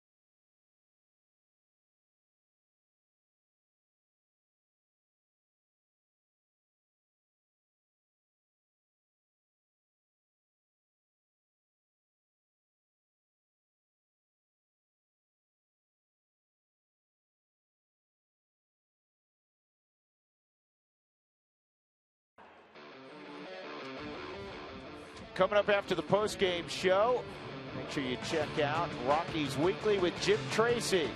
Will Nieves will be featured on the program. We'll also take a look at last week's Major League Baseball draft and an exclusive interview with Jim Tracy. Don't forget to look for the keyword during the show as well to win a pair of tickets and a Root Sports prize package.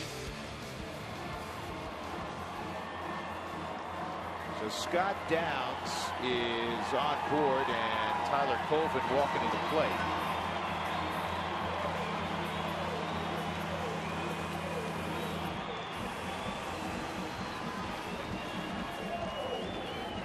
Scott Downs has had one of those years that you dream about in January when you're preparing yourself to go to spring training. The scoreless innings. He has been very difficult to hit and impossible to score on. He's given up one run, and that was an unearned run this year. And Scott was a starter coming up through the minor league system, and until he got traded over to Toronto, became a reliever there, and it's worked out well for him. 1 ball, 1 strike. That 20 2/3 scoreless, the best in baseball this year.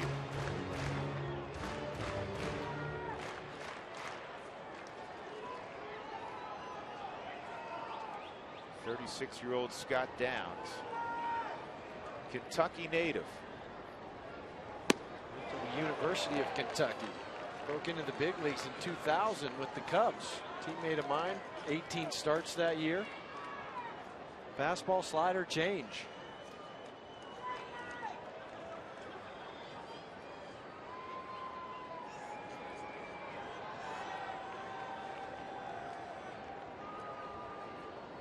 He only gave up 8 earned runs last year in 53 2/3. He had a 1.34 ERA last year out of the pen for the Angels.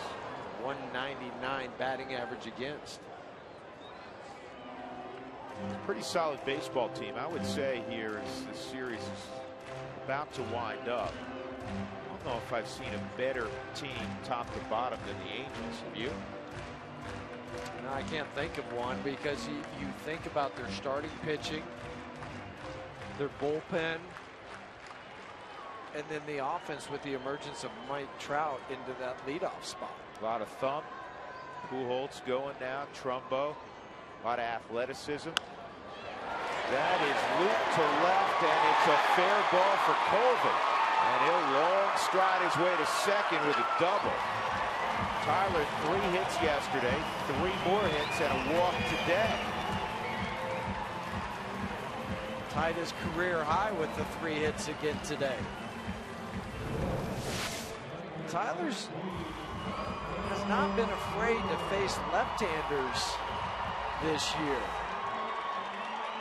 Came into the ball game just under 400 with that hit. Now will move across the 400 mark against left-handed pitching.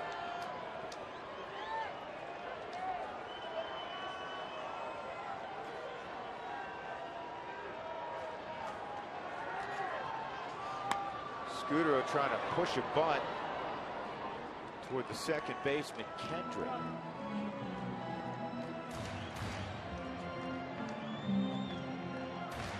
Was lucky that went foul, because that had too much pace on it, and Albert would have picked it up and stepped on first.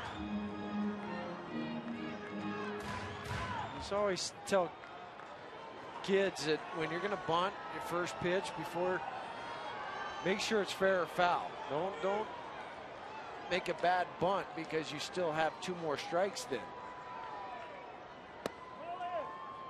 1-1 on Scudero.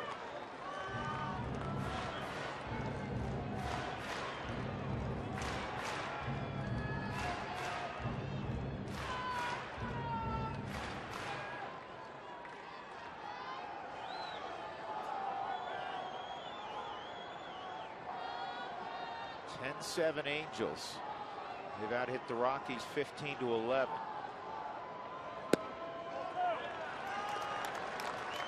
Bullpen's done a good job again today for the Rockies. Only 1 run off the pen. 9 runs, 8 of them earned against Christian Friedrich. They had to pick up 5 innings. Rocky starters ERA well above 6, the worst in the game. 2-1. Scudero drives it to right. It's got a little tail on it. And it's fouled by a couple of feet.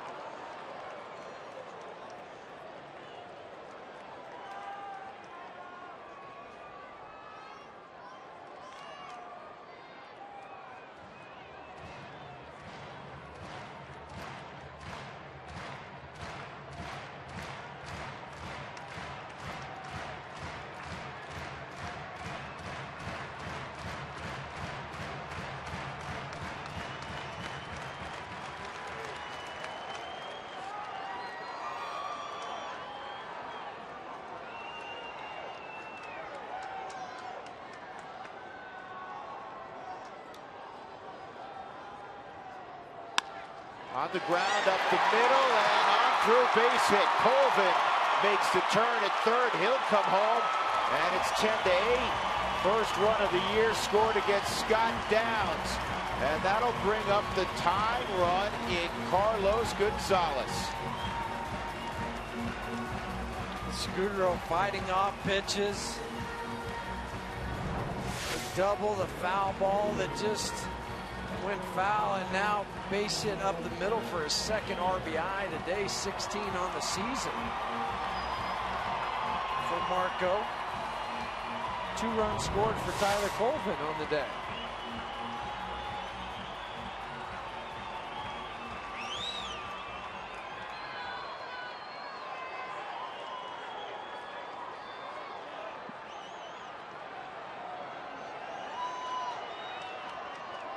Cargo, a double, a 2-run home run, a strikeout, and a bunt single. 3 for 4. Cargo disappointed. He let that one go. Thought he made a good decision, but it was at the very top of the zone.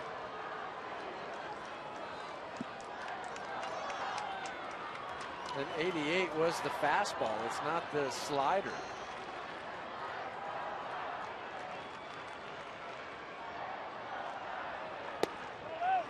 Away with the fastball, and it's 1-1.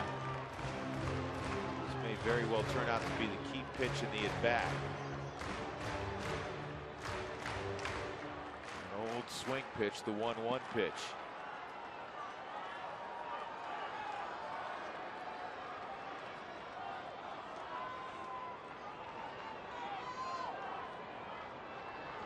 Cargo, oh my goodness. How did he catch that? He didn't catch it.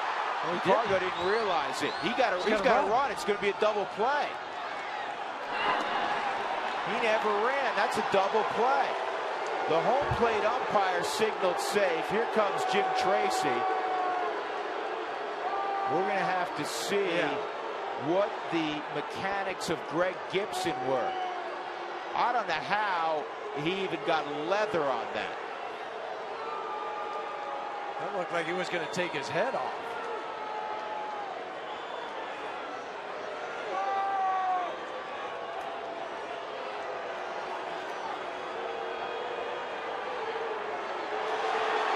Tracy gets thrown out. That's a formality.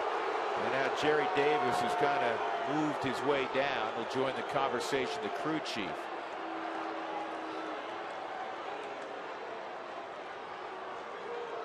After he hit the line drive, the first thing I noticed when the ball was bouncing around was Gibson gave the safe call as if to say no catch.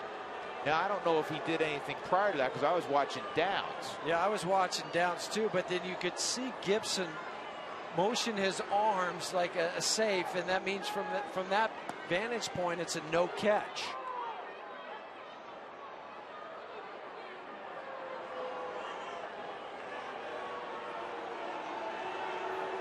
Jim's going to get his money's worth. Rockies have lost 4 straight. They're 10 under 500. You got a frustrated team, frustrated manager, obviously. And going to get some of that frustration out. Watch here. Line drive. Gibson never did anything. I don't know what. You got to run now. Yeah. Gonzalez never really took off once he realized it. But watch Downs, though. He's trying to get the ball out of his glove to throw to first base. That's what Jim's arguing.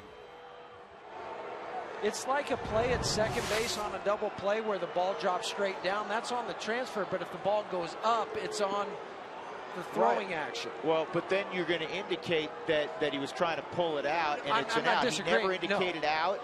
The only time he indicated when he's watching the play unfold. And he can't indicate safe until the ball hits the ground. I have no problem with his mechanics.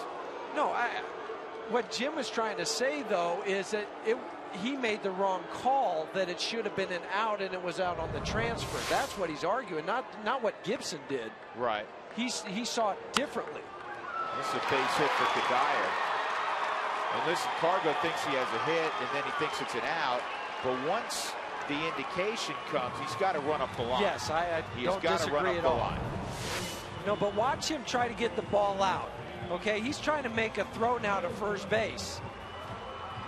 Yeah, and that's probably what Jim's arguing Yeah, that's about. probably what you're right. That's probably what Tracy's arguing. But we were able to slow that down. Yes. And Gibson immediately signaled no catch.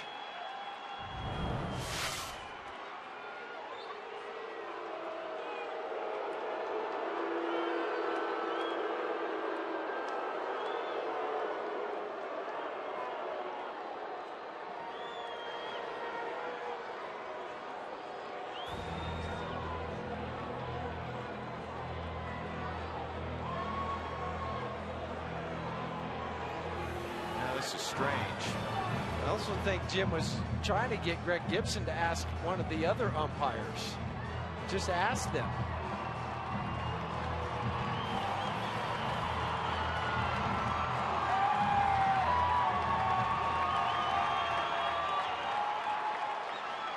So Helton's the tying run now with Kadire on first base.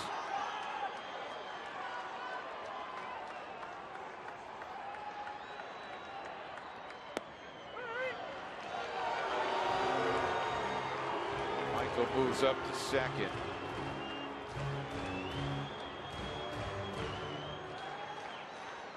Todd's 0 for 4 in the game.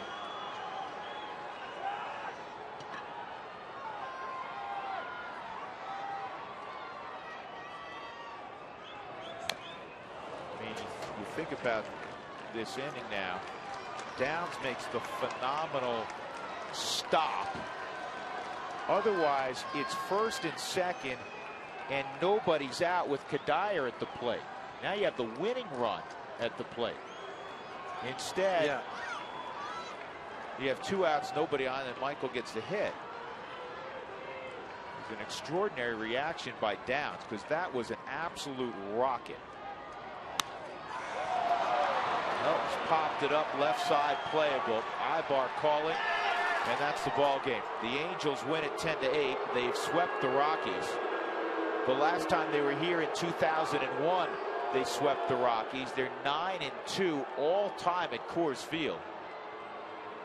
The Angels have now won 9 consecutive road games, and the Rockies have lost 5 straight overall.